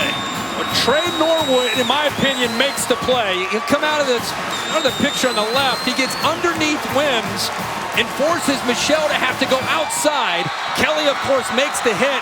How about Parker trying to keep his feet in bounds to be able to take the ball all the way to the end zone? They're going to have to take a look to make sure his feet stayed in. Kelly again forcing the fumble, and Michelle has had a monster game. Found the end zone 3 times, makes a crucial mistake. Tremendous body control right there. That's the step they'll look at right there. The left foot, the initial step, not this one. This one coming up. Right there, he's in. He's in. Yeah, he's in. A 46-yard fumble return by Stephen Parker. This is a defense that has not produced plays like that all year. But in a tie game, in a playoff semifinal, in the Rose Bowl, against a Georgia defense that has pushed him around the entire second half, Kelly and Parker combine on a monster play, and it stands. And I had a chance to talk with Stephen Parker and just really impressed with him as a young man and a leader of this defense. Field is confirmed. Touchdown. How fitting for him to be able to make a play like this. Kelly, also a guy that's been instrumental for this defense at times, a 5-star recruit out of Fresno. But I'll tell you, we're going to go back and look at eventually Trey Norwood, a true freshman corner, took a calculated risk by going underneath the potential block of Javon Wims, and he got enough on Michelle to force him to slow down and to go outside, where Kelly eventually got him. Yeah, the receiver Wims unable to make the tackle. And Kelly fired up, excited. I want you to watch this. Typically a corner will stay outside. This is a risk where he shoots underneath of this block right here. That, to me, is the key. Watch Norwood accelerate right there. He gets underneath, gets an arm on Michelle. Now Michelle has to kind of restart himself, and the rest of the defense has time to come over. Kelly knocks him down, but I love this play by Norwood. A true freshman rolls the dice. If he goes in there and misses, it's a different play, but he forces him after he makes contact to go outside. Kelly undercuts him, the ball comes out, and the rest is history. 2 touchdowns in less than 2 minutes for the Sooners. Are you not entertained on New Year's Day in Pasadena? And how about the Georgia team now, Kirk? They were down 17, 24 straight. They had the lead. Then the Sooners tie it, but still they're churning away. They think they're driving for a game-winning score. All of a sudden, Fromm gets the ball back down by 7. And now he's going to get another chance now, like you say, to just try to tie this up. Remember we showed after Baker Mayfield and the offense tied the game at 38. Baker Mayfield going down there and pouring the defense. Guys, this is a pivotal point. Talking to him, telling him we got a chance. Defense delivered for their leader, Baker Mayfield. Hardman will bring it out from a yard deep. He's dangerous. Nicole Hardman knocked out of bounds. You know, you feel for Sony Michel. Hadn't lost a fumble in a running play since his freshman season. And the senior's having a monster game. He and Chubb coming back for this year to put Georgia in this position. Now he has to personally regroup as he goes back out there. There is a long way to go in this football game. 6:46, but we are not done. Jake Fromm in Georgia, they have everything to be able to go down and put a touchdown up on the board. Let's see how you got to get that first down, especially after a big turnover like that, just to settle down and get back to the execution of what we've seen from this offense most of this game.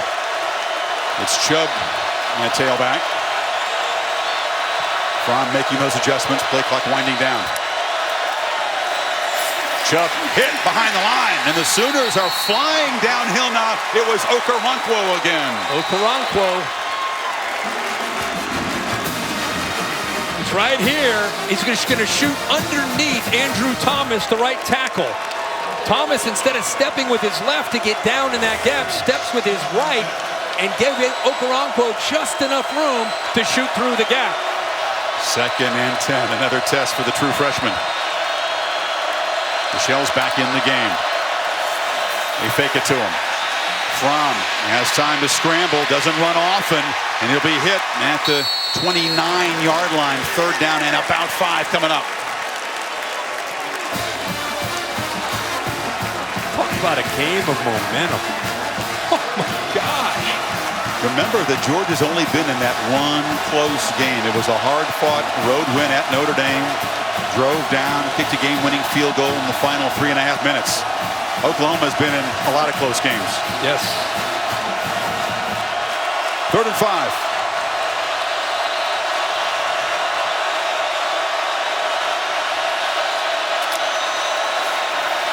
Sooners only rush 3, so Fromm's got time. Delivers low. Incomplete. Tried to squeeze it in, but the ball hit the ground. Looking for Godwin. 4th down. Well, he had him if he threw it on time. He's a little bit late, which allows right there Norwood to, I think, influence his throw. See how he's kind of dipping down?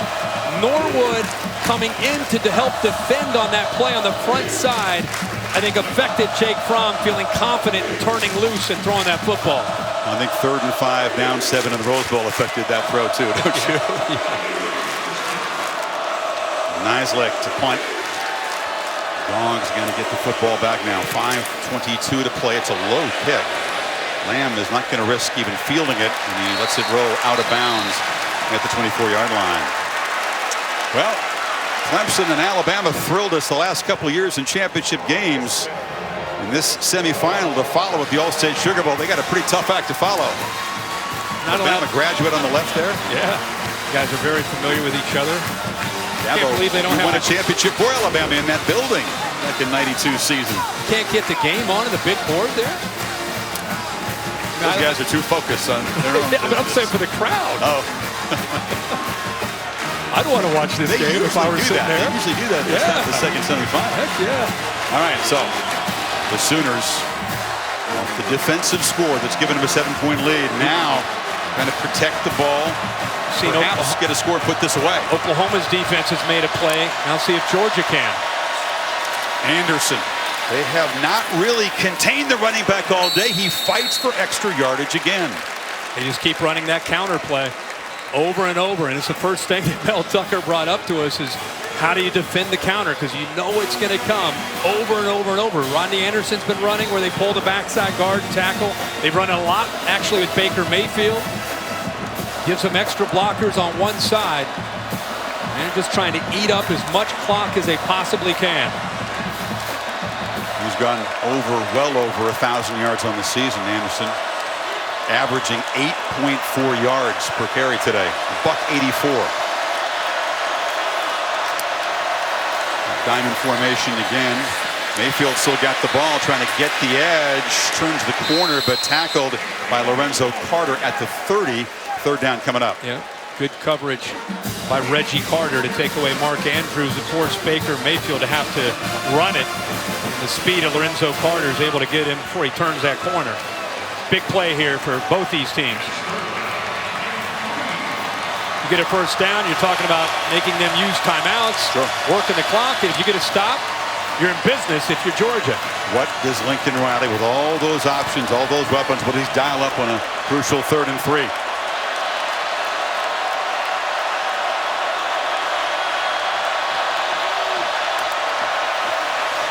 Option, Anderson, trapped. And this time he cannot escape the clutches of DeAndre Walker and Tyler Clark. It's 4th down. Against man-to-man, it's a good call, but it's bad execution. Watch the pitch relationship between the quarterback and the running back. See how they get how close they are right here? You'd prefer to have your back out here, so when you pitch it, you can get to the corner. Anderson is so close to Baker Mayfield that there's no separation. So that you saw the defense able to defend both Baker Mayfield and then go out and take Rodney Anderson. Made it pretty easy there for DeAndre Walker, and even a big fella, Tyler Clark, got involved in it.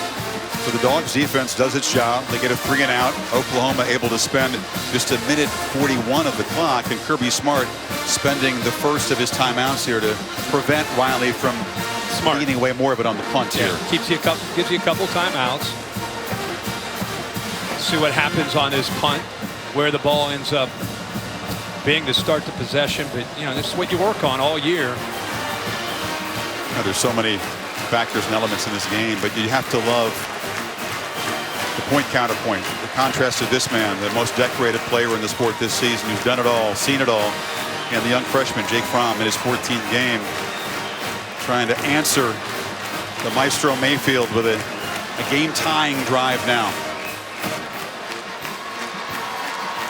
Kickoff, by the way, in the Sugar Bowl will be at the top of the hour, 9 o'clock Eastern time over on ESPN2 if this one is not over yet. Seibert has gotten a workout today, kicking off and punting. Does not produce a good punt at all. Again, it bounces backwards, and it's a struggle. You wonder if the wear and tear of doing all those 3 things, and a lot of them today, have told Kirk on the punt. That's just 29 yards, not at all what they needed. Not at all. It's great for Georgia. They get outstanding field position here for Fromm and the offense with 3:22 to go. Think about being a true freshman, guys. I mean, think about being a young guy, a 12-year-old or 13-year-old. He's a baller. He plays baseball, football. He's been in competition his whole life. He's thought about an opportunity like this, I'm sure, every single night of his life. And now it's a reality. He's out at the Rose Bowl, down 7 with 3:22 to go, trying to tie it up. Warner Robins, Georgia, a suburb of Atlanta. Houston County High School. That's where he was a year ago. Michelle, who's had the big night but had the big fumble, squirts forward for 4. You know Jim Chaney is a veteran. He's been around for a long time as a play caller. No panic at all. No reason to panic for Coach Chaney in this offense. Continue to try to execute. Mixing in the run with a pass. It's about execution now. Sooners bring pressure. Brown gets it out. Has a man. Godwin escapes and is wrestled down at the 40. So the young quarterback beat the blitz that time. Yep, you're right, Chris. Blitz came. He sensed it, knew that he had to get the ball out of his hands. Interesting that Oklahoma, with the blitz, still played very soft with Motley the corner. Made it much easier for Fromm to get the ball out to Godwin with soft coverage up top. Remember, they brag about his awareness and ability to see coverage and understand defense. Good protection. Now it breaks down. Fromm has to scramble. Flips it off short. Michel in space. Makes a man miss and is spun down inside the 25 by Will Johnson. First down, Georgia. How about this look right here? I thought DJ Ward had him. It wasn't a blitz. They rushed 4, but watch Ward get into him. Right there, he's got him. It looks like, just when you think Fromm's going to take off, there's that awareness we talked about, being able to get it down to Michel and the offensive line. Very smart not to go downfield there, to have an illegal man downfield. How can a guy this inexperienced be seeing the game so well at this moment? Remarkable. Chubb in the game now. Here they come. Fromm steps up, bumps into a blocker, and will be tackled right at the line of scrimmage. Clock running now. You know, you got to always remember the timeouts, and Kirby will help him with the timeouts. But there's no reason to have to be in hyper speed mode. Just be able to look at the defense, get your formation, get everything set. Again, comes down to the execution. Oklahoma's been dialing up pressure and blitzing. Hardman in motion. Play action. Fromm has time. Now flips it into the bench. I agree. No reason to play in hyper speed as long as you reach the end zone. But the way they've managed this drive, this is it. This is the possession for Georgia. It's all or nothing right here. Yeah, absolutely. I think Kirby Smart kind of knew that when he got the ball here to start this drive. With only 2 timeouts left, this is it. This is the last drive. You got 3rd and 10, which means you don't have to get 10 here. Clearly, it's 4-down territory with the game on the line here. Typically, his go-to target is Wims, who's down at the bottom of the screen. Number 6. Hardman in the slot. Michel in the backfield. Sooners showed some pressure, but back off. Fromm steps up, delivers a strike across the middle. Catch made by Godwin. Knocked down inside the 10. 1st and goal. Great job by Jim Chaney attacking the middle of the Oklahoma defense. It opens up, and Fromm puts the ball right on the money. Cool delivery. 16 yards on 3rd and 10. Now thrown for the end zone, and a flag comes in. Wims was just grabbed by the freshman Trey Norwood. He got a hold of his jersey and pulled him down. Pass interference, defense, number 13. Ball replacement, 2-yard line, 1st down. Pretty easy call. A lot of contact. Ball is catchable. You could, if you see from the other side, his left hand got in there. See the grabbing of the jersey. Ball is in the air. It's such a tough play to stop. They've executed it so well all year. So 1st and goal from the 2-yard line. And the Dogs shift around. Overset Chubb. to the left. Chubb, it's the wild dog and the running back. Direct snap, cuts back and scores.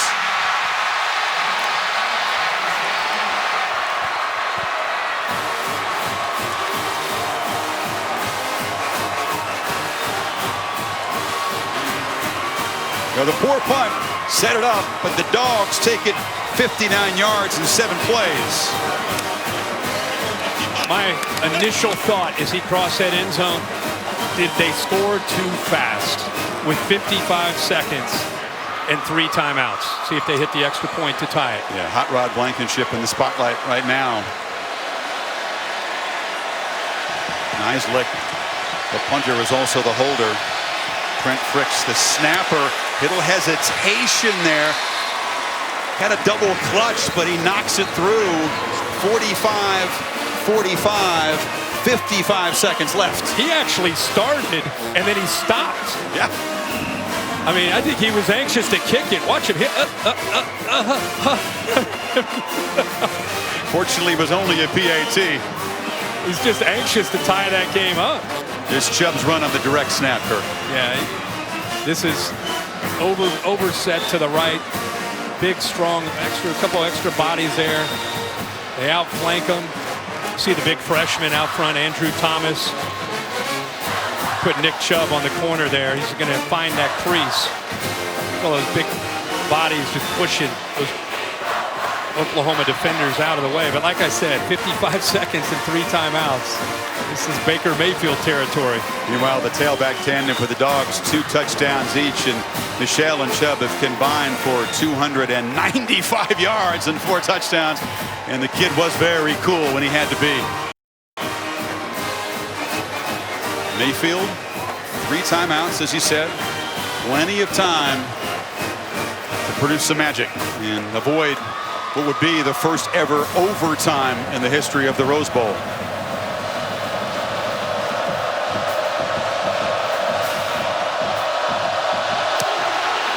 Marcellus Sutton for the Sooners watches it sail over his head. So here comes Baker Mayfield, the guy who is built for this. Is there another quarterback in college football right now you'd want in this position other than this guy? No, this is exactly who you want here. Remember, they got a great kicker. Has range from, I think we said, about 50 to 55 yards. If he had to really push when his career long is at 51. Watching him in pregame, he was out there at 50 and 55 yards. How do the Dogs play this? Does Roquan Smith and Georgia bring pressure? Is that what? I think Kirby Smart's all about mixing up looks. You don't just do one thing. You're gonna sometimes rush 4 and drop 7 and play zone. Other times you're gonna bring pressure. You're gonna disguise and do different things. Against a guy like Baker Mayfield, you can't just do 1 or 2 things. You've got to mix up your looks. 3 receivers stacked to the right, empty backfield. This is Anderson in motion. They fake it to him. Now sidearm pitch to Brown.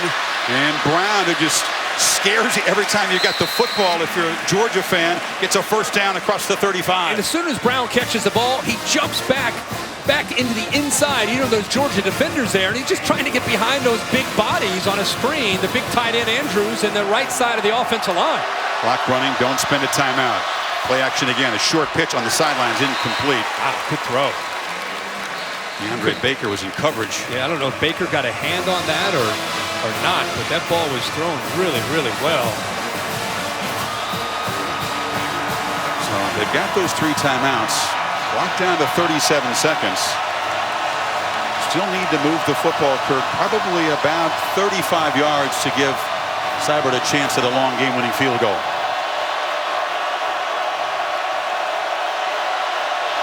Georgia showing pressure, creeping toward the line. It's a running play to Anderson, who breaks free. Rodney Anderson hurdles out across the 45. It'll be 3rd down and 2, and Oklahoma will spend its first time out. Can it get better than this? We talked about Georgia and Oklahoma never having met on a football field. You put them on this grand stage. You put them in a semifinal with a chance to get to the championship game, and it has been a classic here today. You talked about how the playoffs in the previous years haven't quite lived up to the billing. Not the semifinals. The semifinals, and this one we thought potentially could. We think the next one could be just as good. And so far, man, we've been spoiled by a great game. It's going to go down to the wire. We'll see if Oklahoma gets a shot at a last-second field goal. If not, headed to overtime. First overtime that we've had in the playoffs. So what a game of momentum. By the way, the crowds that have traveled out here for you fans that are fans of these teams should be incredibly proud because they have really impacted this game and helped their teams with that momentum and helped create some momentum. Dogs fans on the far side trying to make it loud for Mayfield. 3rd and 2. Dogs can get a stop here. They could force a punt. Remember, Baker's been running some on 3rd down tonight. Sometimes you forget about him as a running threat.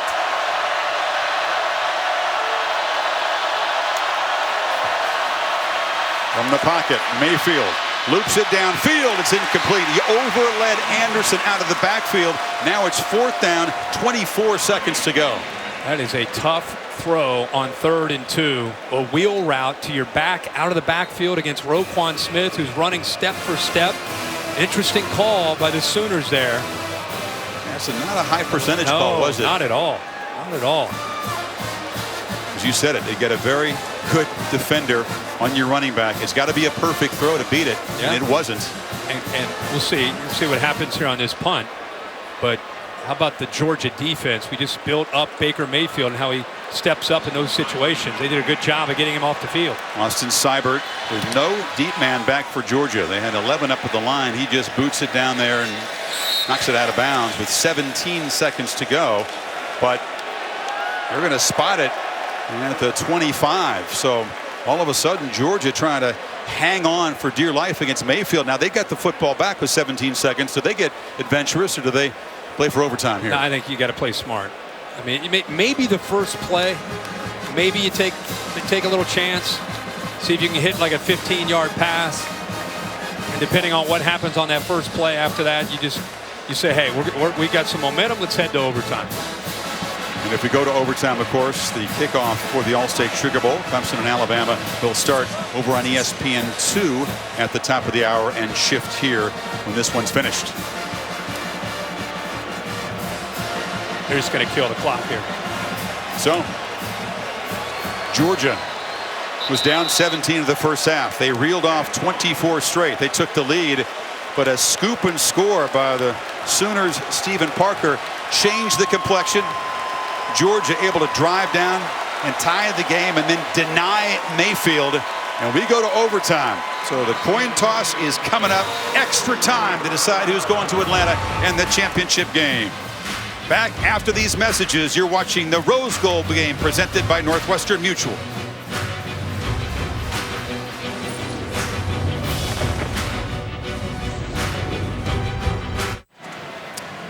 The first ever Rose Bowl overtime in the semifinal game. The important coin toss. The winner of the coin toss will obviously want to go on defense first. Each team gets the possession of the 25-yard line. Captains come out again. There's an eerie, strange feeling to college overtime. Would you say, Kirk? You put the context of this semifinal game. Basically, any play can be decided, and the winner goes on to the championship game. And suddenly and heartbreakingly, the loser's season is over. Back to Jeff Heiser. Overtime procedure are as follows. Each team has one timeout. When I flip the coin, whichever team comes up will have the choice of offense, defense, or side of the field. On the third possession, you'll have to go for two. Okay? Flip the Oklahoma, you won the toss. Defense. And that's defense. Which way? Okay. Oklahoma will play defense first. Georgia's ball this way. That coin flipped by Jeff Heiser landed and flipped over one time. And Oklahoma wins the toss. The Dogs offense and young Jake Fromm go to work first. Think about what these teams have been through throughout the entire year. Not this football season. I'm talking about going back to winter conditioning, and you go through spring ball and summer practices, and you go through the season, and you finally win a championship in your conference, and you're thinking, all right, here we go. You get to the playoff, and you get into a battle like this. It goes back and forth. It's 45-45, and now it's going to come down to extra innings. Not many of the guys in this field have played an overtime game. The last for either side was in 2015. But Baker Mayfield has. That game in Knoxville was his second start. They were way behind, came back, won it in double overtime on the Volunteers field. Of course, Oklahoma wins the toss and decides to take defense just to see what happens with Georgia's possession. Oklahoma's defense shouldn't be worn down. Georgia's run just 58 plays in this game, but they've been explosive. Chubb is the tailback. Listen, crowd in the line against the run. Chubb tries to bounce it, and he'll be met by Okoronkwo. 1 yard gain. Yeah, Mike Stoops taking some chances. Gets 8 guys up close, brings the corner, gets his safety up there, Stephen Parker, trying to take away all the gaps, not give Nick Chubb anywhere to be able to cut back and make a big play. They want to try to get Jake Fromm into those third and obvious passing situation here. Chubb out, and now Sonny Michel in. Fromm making those adjustments, has plenty of time on the clock. Handoff, and Michel picks his way, but it's going to be a 3rd and 6 for the Dogs. That's what they wanted. And good job at the point of attack by that defensive front. Now it comes down to a big 3rd down. Fromm, his favorite target again is his buddy Javon Wims. will be off to his left at the top of the screen. Covered by a true freshman. True freshman Norwood against him has been giving him a cushion. He's got a height advantage on him, too. Big cushion, you're right. From the pocket, delivered. Incomplete. It was off the hands of Isaac Nauta, the tight end who has not been targeted all afternoon. And here comes a field goal attempt. Boy, into the teeth of the defense. Not to the outside, but into the middle of this defense. Ball's thrown just behind Nauta, and it goes off of his hands. Here comes. They split those linebackers perfectly, just unable to hold on to the ball. Blankenship, who booted a 55-yarder just before halftime, missed from 48. This from 38 in the lead.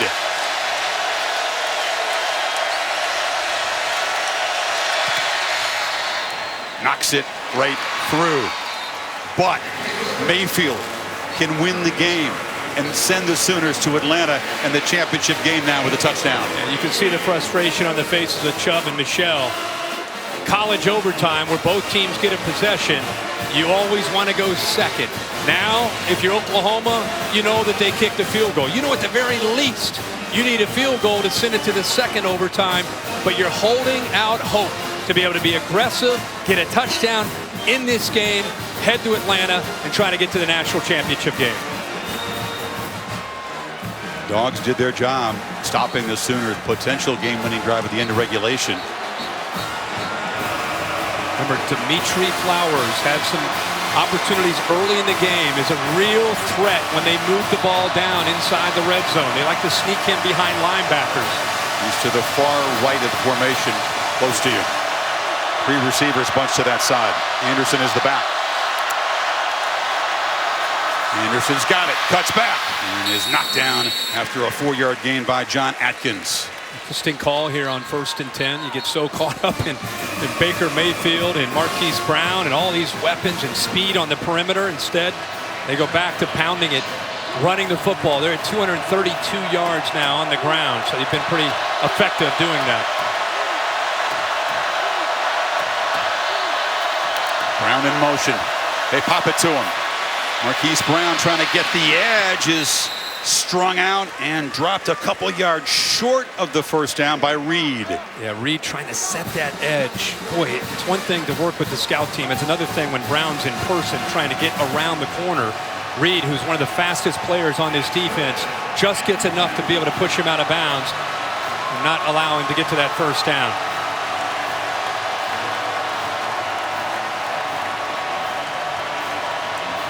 And the Sooners keep alive the potential for a game-winning touchdown. They need 2 here.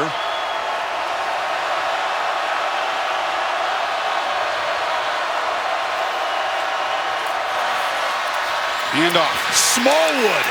End around, doesn't get there. Roquan Smith rose up, and the Butkus Award winner made a huge play.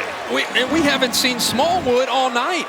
A more physical receiver, not the fastest receiver. Roquan Smith with perfect technique. How fitting the year that he's had for the game to be down at 3rd and short. For him to make that play and not budge even an inch, he pushes Smallwood back.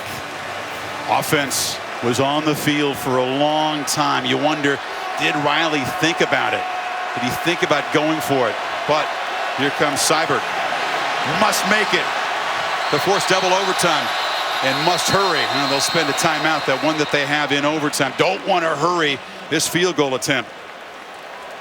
Austin Seibert has been almost automatic in these short-range field goals in his career, but he's been a busy man. We talked about the potential wear and tear. You kick off, you kick field goals, and you punt. It's really a rare guy that can do that in college football and be as busy as he's been. He hasn't punted very well today. That's where you really, in my opinion, you see so many great kickers on Sunday. The great kickers are the ones that can deal with the consequences and the pressure and what's at stake. They block that out and they go out and take care of business. Wesley Horkey is the long snapper. He's a senior. Connor McGinnis won the award as the top holder of the year, the Mortel Award. Seibert from 33 to force double overtime. He misses it, and the Dogs go home to play for a championship.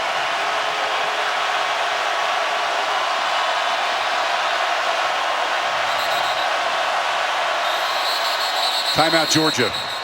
Dogs have blocked a couple of field goals this year down in the red zone. They get a good push. They got one against Auburn. So Seibert, Kirby, more time to think about it. Kirby is fired up, going after somebody there. You know, you just brought up how they blocked some field goals. I think if you're going to try to get a push in the middle, try to go up and block it that way, makes sense. I don't know about coming off the edge with so much at stake here. You don't want to accidentally rough the kicker. So I think you hope the pressure is maybe too much, or you try to get a push in the middle and get a hand up. That's what happened against Auburn. Big Daquan Hawkins-Muckle, number 96, got the mush rush, got the hand up. That field goal block was crucial. And that works, but you want to stay away from diving off the edge and have the risk of maybe getting into that kicker. And Seibert do the job that he's done so well his whole career. Visualize 10,000 times.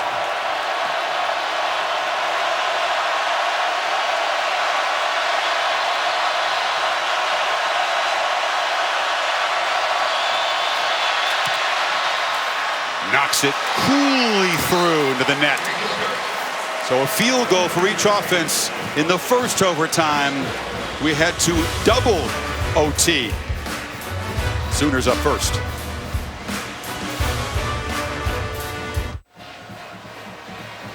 On to double overtime. Neither offense will define the end zone. Sooners did make a first down, but Seibert from a slight angle at 33 yards. You feel awful for any kicker who misses that, regardless of who you root for. I'm not rooting for anybody other than a great game, and I just didn't want either one of those kickers to miss that. Now they're two really likable guys too, on top of it all. So now the Sooners back to work. It was Georgia's choice in the second overtime, and of course they want to go on defense first. So here comes Mayfield back at the 25. Pretty conservative first series for Baker Mayfield. They have two backs in that backfield now with Sermon and Anderson. I just wonder if they get a little bit more aggressive here trying to get a touchdown.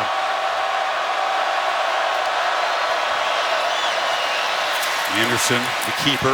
You make a good point. Is the strategy different in the top of an overtime inning, if you will, knowing how good Georgia is on the other side? Yeah, I think it is. Especially as you move further along here into the second overtime. Lincoln Riley, you know his personality. I mean, a lot like Bob Stoops. Bob Stoops always had a reputation of being a little bit of a gambler, take a few chances, be aggressive. I think Lincoln Riley is has that same approach. With that 5-yard carry, Anderson over 200 in this game. Brown in motion. They fake it to him. Mayfield under pressure has to scramble, flips it downfield, incomplete. Again, he was targeting Andrews, well covered, and Trent Thompson pressured him. Yeah, Thompson with a really good job of getting in there and forcing him out of the pocket. Oklahoma actually got away with a couple holds that time on the right side of the offensive line. No call, so they catch a break here and avoid the penalty. After a good start to this game on third down, the Sooners have struggled lately. They are just 7 of 17.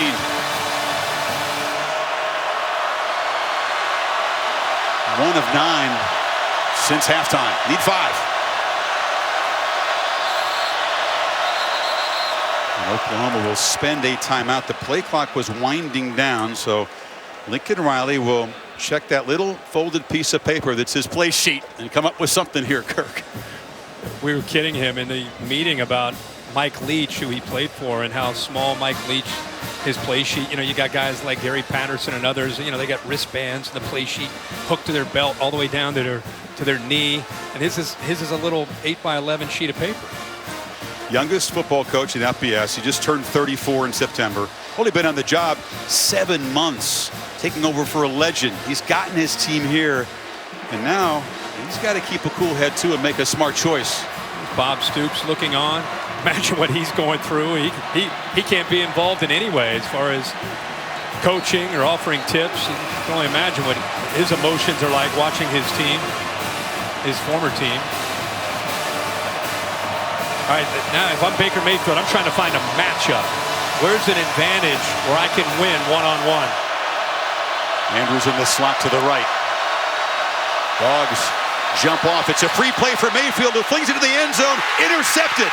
The pass is picked off by DeAndre Baker, but the Dogs jumped offside. And Mayfield, I think, knew he had a free play. He sure did, Chris. Offsides. Defense, number 13. 5-yard penalty. First down. Not just a penalty that wipes off an interception, but it gives Oklahoma a first down. Yep. Critical play. Oklahoma, and I think Baker, I think he saw that out of the corner of his eye that Ledbetter had jumped up at the top. 13. He moves right there. Good job by Wren of snapping the ball while he was already offsides, and now Baker's going to take a chance. And then, like you said, Chris, 3rd and 5, and with that pass interference, they get the first down. Once again, they bring in Kyler Murray. This is a wrinkle, the backup quarterback, the true speedster, the former Texas A&M Aggie. He's to the right of Mayfield. First down. Flowers split to the left, the H-back. Burdette in motion, option. Murray, the quarterback, takes the pitch from the starting quarterback, but the Dogs were ready. Bellamy drove him out right at the line of scrimmage. Yeah, they told us he's one of the fastest players on the entire roster. You know, he'll be their quarterback more than likely next year, the transfer from Texas A&M. Clemson and Alabama already underway in New Orleans. That game on ESPN2 at the moment. To shift here after this Rose Bowl's done. Top of the second overtime, 2nd and 10. Again, here is the matchup that you would expect them to try to go to down here. Andrews at 6'5", 254 is tough to match up with down in the red zone. We flip it short. Anderson hit behind the line as Roquan Smith makes another huge play. Well, he had him the entire way out of the backfield. Had him man-to-man, wasn't surprised at all.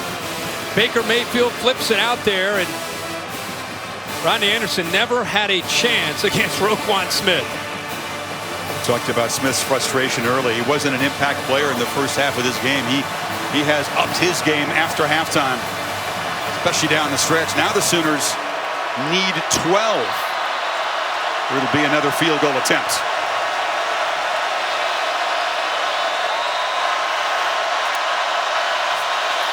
Mayfield has time, flips it short. Brown, a long way to go, slips one tackle, spins, but is stopped at the 10, 11-yard line, and it's 4th down. Much better job in man-to-man by Baker. It's a crossing route. You've got receivers on the left crossing over, receivers on the right. A lot of times it creates that pick or that traffic jam where you get caught up in the clutter.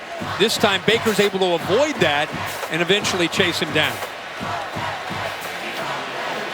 There's few kickers you'd rather have in this position. You see Seibert's reliability, 27 yards to put the Sooners on top.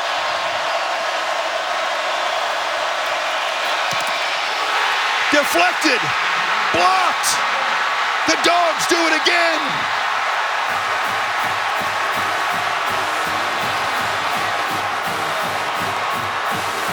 I think Lorenzo Carter got in there. He's got such great length. It's 6'6". I think he was able to get the penetration, get up in the air, and get his right hand on the ball. How about that, a senior for the Dogs?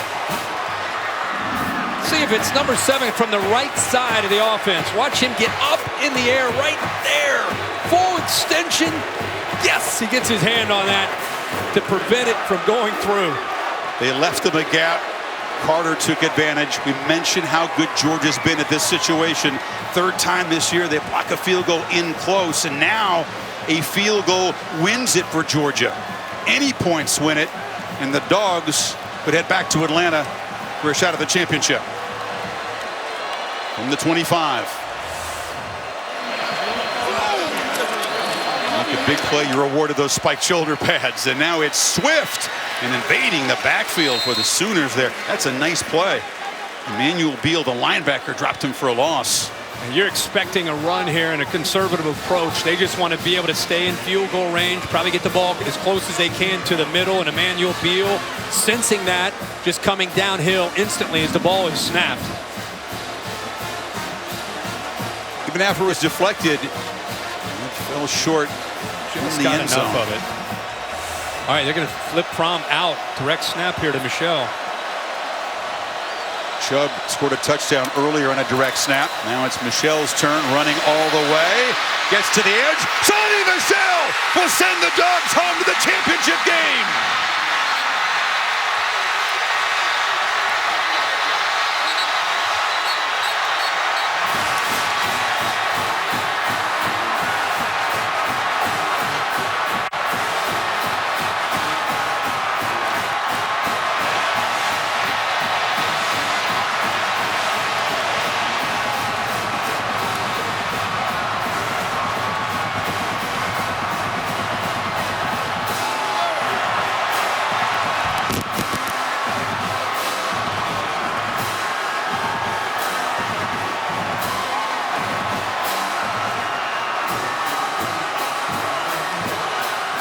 Just like that, the Sooners season ends, and the Dogs can dream big about a national championship. It'll be their first since 1980.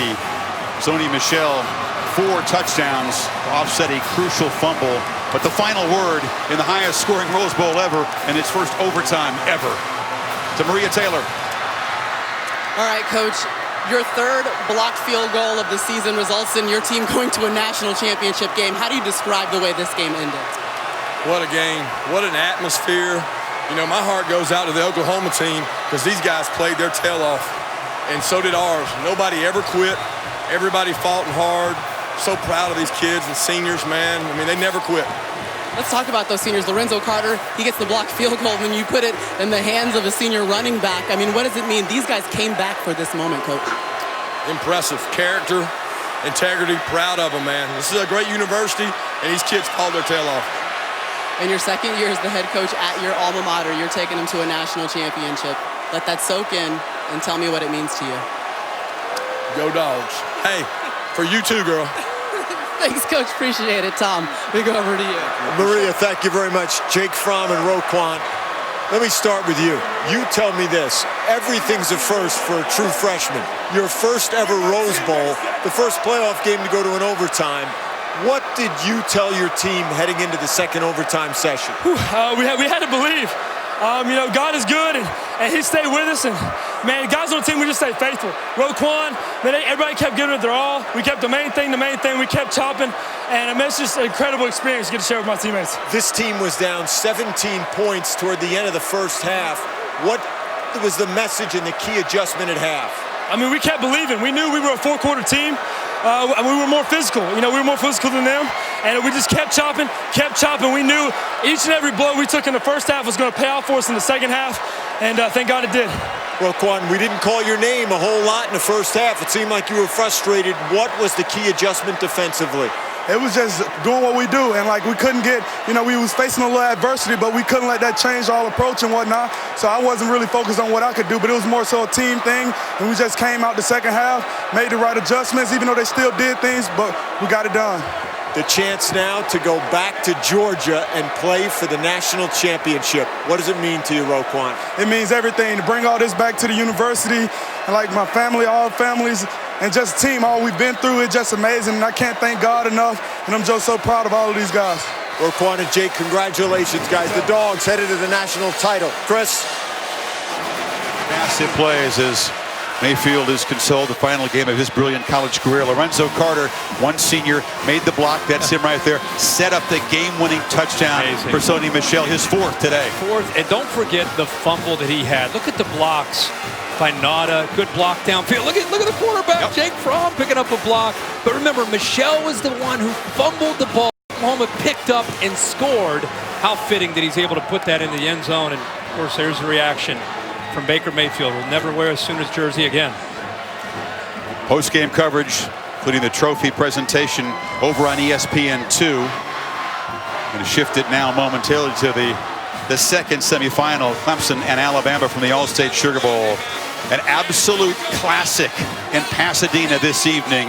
The Dogs headed home. Who are they going to meet? The Tigers or the Crimson Tide? We're about to find out as we send you to New Orleans right now.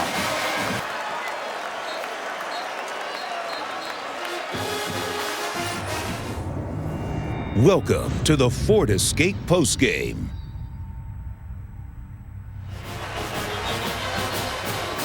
And welcome back. Our postgame coverage on ESPN2. Chris Fowler and Kirk Herbstreit. You see Jake Fromm, one of the many heroes on the Georgia side, the true freshman quarterback, just cool he had to be. But it was Sonny Michel, the veteran, one of that group of seniors, Kirk, that has endured so much. The coaching change, Rick out, Kirby Smart in, providing the game-winning touchdown. The Dogs defense and special teams doing their part. Lorenzo Carter, a senior, got his hand on a field goal attempt in the second overtime, just enough to deflect it and drop it short of the crossbar. Yeah, it's just great to see so many great individual performances. And I'll tell you, if you weren't with us the whole game, what a roller coaster ride. I mean, it looked like Oklahoma was going to pull away early. They could not be stopped. First 3 possessions, it was boom, boom, boom. 6 plays, touchdown. 6 plays, touchdown. I think Georgia was shell-shocked when they first got into this game, but give them credit. Kirby Smart on our broadcast at the end say, really proud of the resiliency and the character. They went in at halftime. He made his changes and adjustments.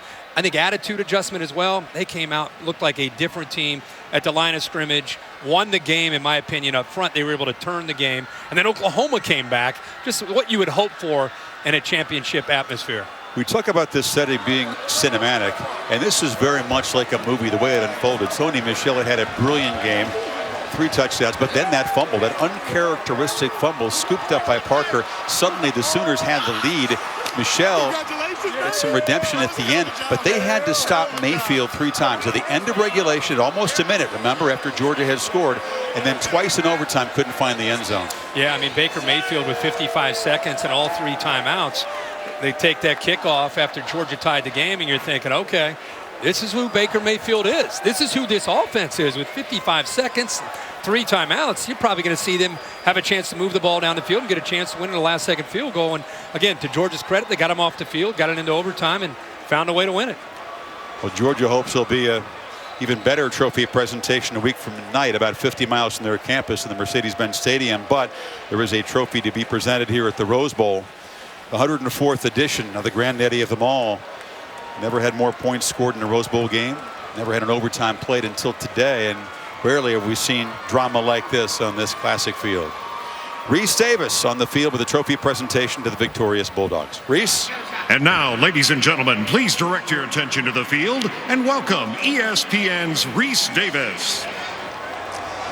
How about that? Was that fun or what? Congratulations to both teams, and especially to the Rose Bowl champion Georgia Bulldogs.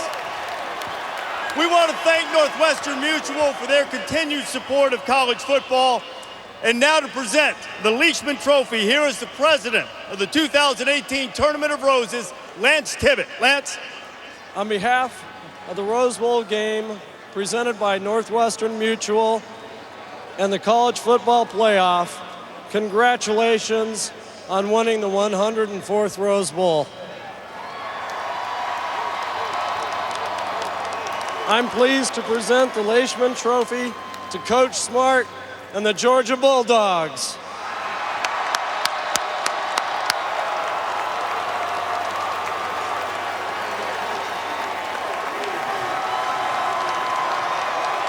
Kirby celebrating with that trophy. Kirby, what was going through your mind when Sonny Michel was going down the sideline and you knew you were going to win the game? That these kids believe, they never stop chopping wood, and they just keep the main thing, baby. What changed with your defense, particularly in the second half? First half, you give up 31 points, more points than you've allowed in a game all season, yet in the second half, your defense was ferocious. I think we got settled down some. They did a really nice job. I mean, I got to give Oklahoma a lot of credit. Baker Mayfield's one of the best players that we've ever gone against. And our kids settled down, played a little better, but our offense had our back and our special teams had our back, and we just kept chopping. Are you ready for a near home game for the national championship? Really excited for a home game. I do want to say this. I want to thank the Tournament of Roses people, President Moorhead, Athletic Director Greg McGarity have done a tremendous job helping this program. And that fan base back there is the real deal. Kirby, congratulations. We've got some awards for your players, too.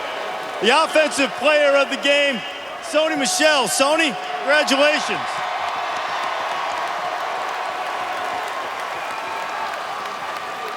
Sony, I'll ask you what I asked Kirby a minute ago. The last play. What was it like, those final few steps before you crossed the goal line? It was amazing. I mean, it was a team effort. Everybody gave it all they had. And the end result was a touchdown. You're able to come back for one more year, you and Nick working together, having such a great season. One more step to go. What's going through your mind as you prepare to celebrate this and then get back to work for the championship game? We gotta celebrate, but we gotta get back to work. Because at the end of the day, we gotta finish. Nobody don't remember anybody that don't finish. Well, you know what? They're gonna remember what you did on this hallowed ground today. Sony, congratulations. This Georgia team on defense, too, was tremendous in the second half, and the defensive player of the game is Roquan Smith. Roquan? First half, Baker gave you guys all kinds of trouble. So did their entire offense. What changed in the second half? We knew going into the game there was a high-powered offense, so we knew they was going to give us a lot, and it was just some adversity we faced throughout the game. And just the second half, we just had to go in, settle down, and just keep the main thing. When did you feel like that perhaps you had turned the momentum in the game? In the second half, when it was a lot of plays in the second half that I felt like the momentum, it was constantly turning in our favor, but then we faced a little more adversity throughout the game, but we didn't break, we bend a little bit, but we just bounced back. What's it like to be going back to the state of Georgia to play for the national championship? It's an amazing feeling, just knowing what all we've been through and whatnot, and just all we've been through, my teammates, us as a family, university and everything like that, our amazing fan base. It's an awesome feeling. Roquan, congratulations. Thank you. The Georgia Bulldogs, champions of the Rose Bowl. They're going to play for the national championship. It would be their first since 1980. What a game it was, and the victory over Oklahoma. Chris Fowler, back to you. All right, Reese.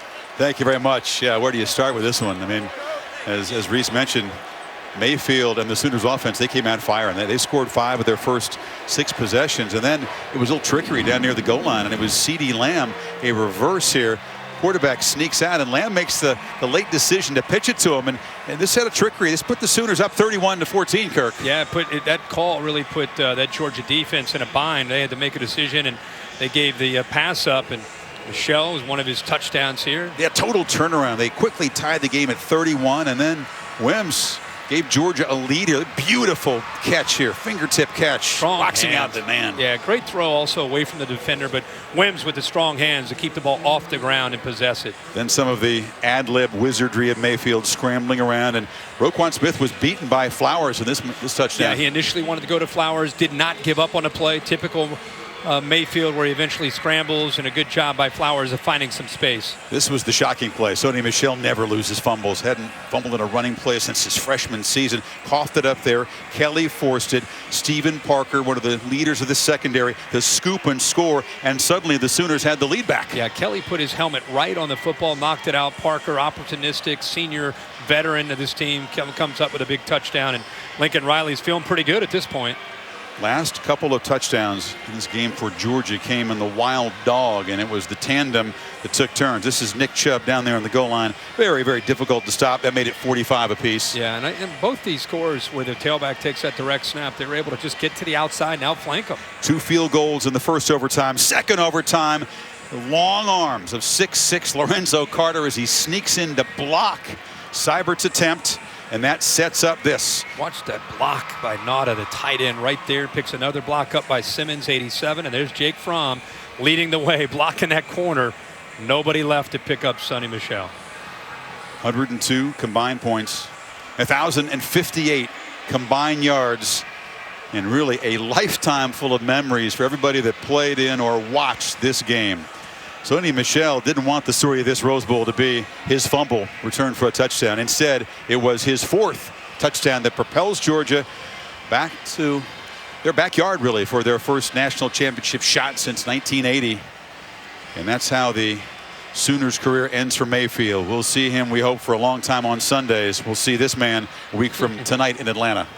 Yeah, he's got to be so proud. His alma mater comes back in his 2nd year. He's headed to the national championship. So will it be an all-SEC affair?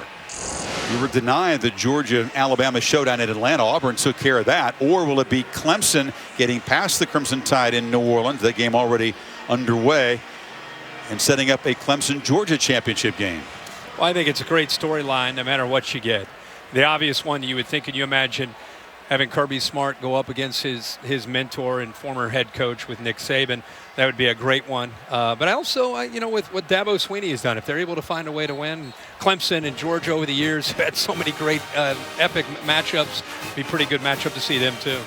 A Georgia football team that was not at the top of everyone's mind in the SEC at the beginning of the season. It was all about Alabama or Auburn. They started the season ranked number 15, came out of that East. The SEC really took a lot of criticism this year, and rightfully so, because beyond the top 3 teams, it wasn't a very strong or a very deep conference, but it may produce perhaps an all-SEC championship game. They're going to get at least one team in there. Yeah, and how about the Mercedes-Benz Stadium with Georgia in their backyard? Toughest ticket in the history of Atlanta. I can't even imagine. Yeah, I can't even imagine the setting. You know, once we get into Atlanta next week, it's going to be a great scene no matter who gets there. But really just we want to make sure we give Oklahoma enough credit here, too, because they came out and played the way a championship team needs to play. They just came up a little bit short, unable to close the deal. And we've been talking a lot about Georgia, and they deserve it. But we definitely want to make sure we talk about Baker Mayfield, Lincoln Riley, this whole team. They had an incredible year, incredible run, came up short in one of the best games, maybe of the year, maybe one of the best championship settings we've seen in a long time. Never forget it. The only thing that could have made it better was this for the national championship. Instead, it sets up Georgia for a chance to win a championship. Boy, we hope you enjoyed this one as much as all of us did. We're proud to bring you this Rose Bowl game every chance we get here on ESPN. The game was produced by Bill Bonnell, directed by Derek Mobley, who directed his 18th Rose Bowl game today. Masterful job by our entire production crew. We appreciate that. We appreciate Mike Black and Darren Brown and Mark Amento and Dave Kataya up here in the booth, and all of our hardworking men and women who helped bring you this classic Rose Bowl game. The first ever overtime Rose Bowl and the highest scoring Rose Bowl ever. We will see you a week from tonight in downtown Atlanta for the College Football Playoff National Championship game. It'll be the Dogs against either the Crimson Tide or the Clemson Tigers. Semifinal number 2. Enjoy that one on ESPN. So long for now from Pasadena.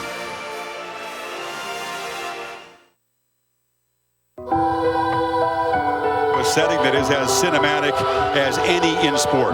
The playoff semifinal, Rose Bowl number 104. Touchdown! The Sooners strike quickly. The Dogs answer. Rodney Anderson headed for the end zone. It's a reverse. Mayfield catches a touchdown pass. Jump not down yet. Churning and chugging to the end zone. The Dogs defense rising up. Starting to feel like it could be a game of momentum swings. Sony Michel barrels down into the end zone. Wins. Gives the Dogs the lead. Mayfield from the pocket. Flips into the end zone. Touchdown. This is fun, folks. Michel. And Hittard loses the ball. It's out. The Sooners have it. A scoop and score.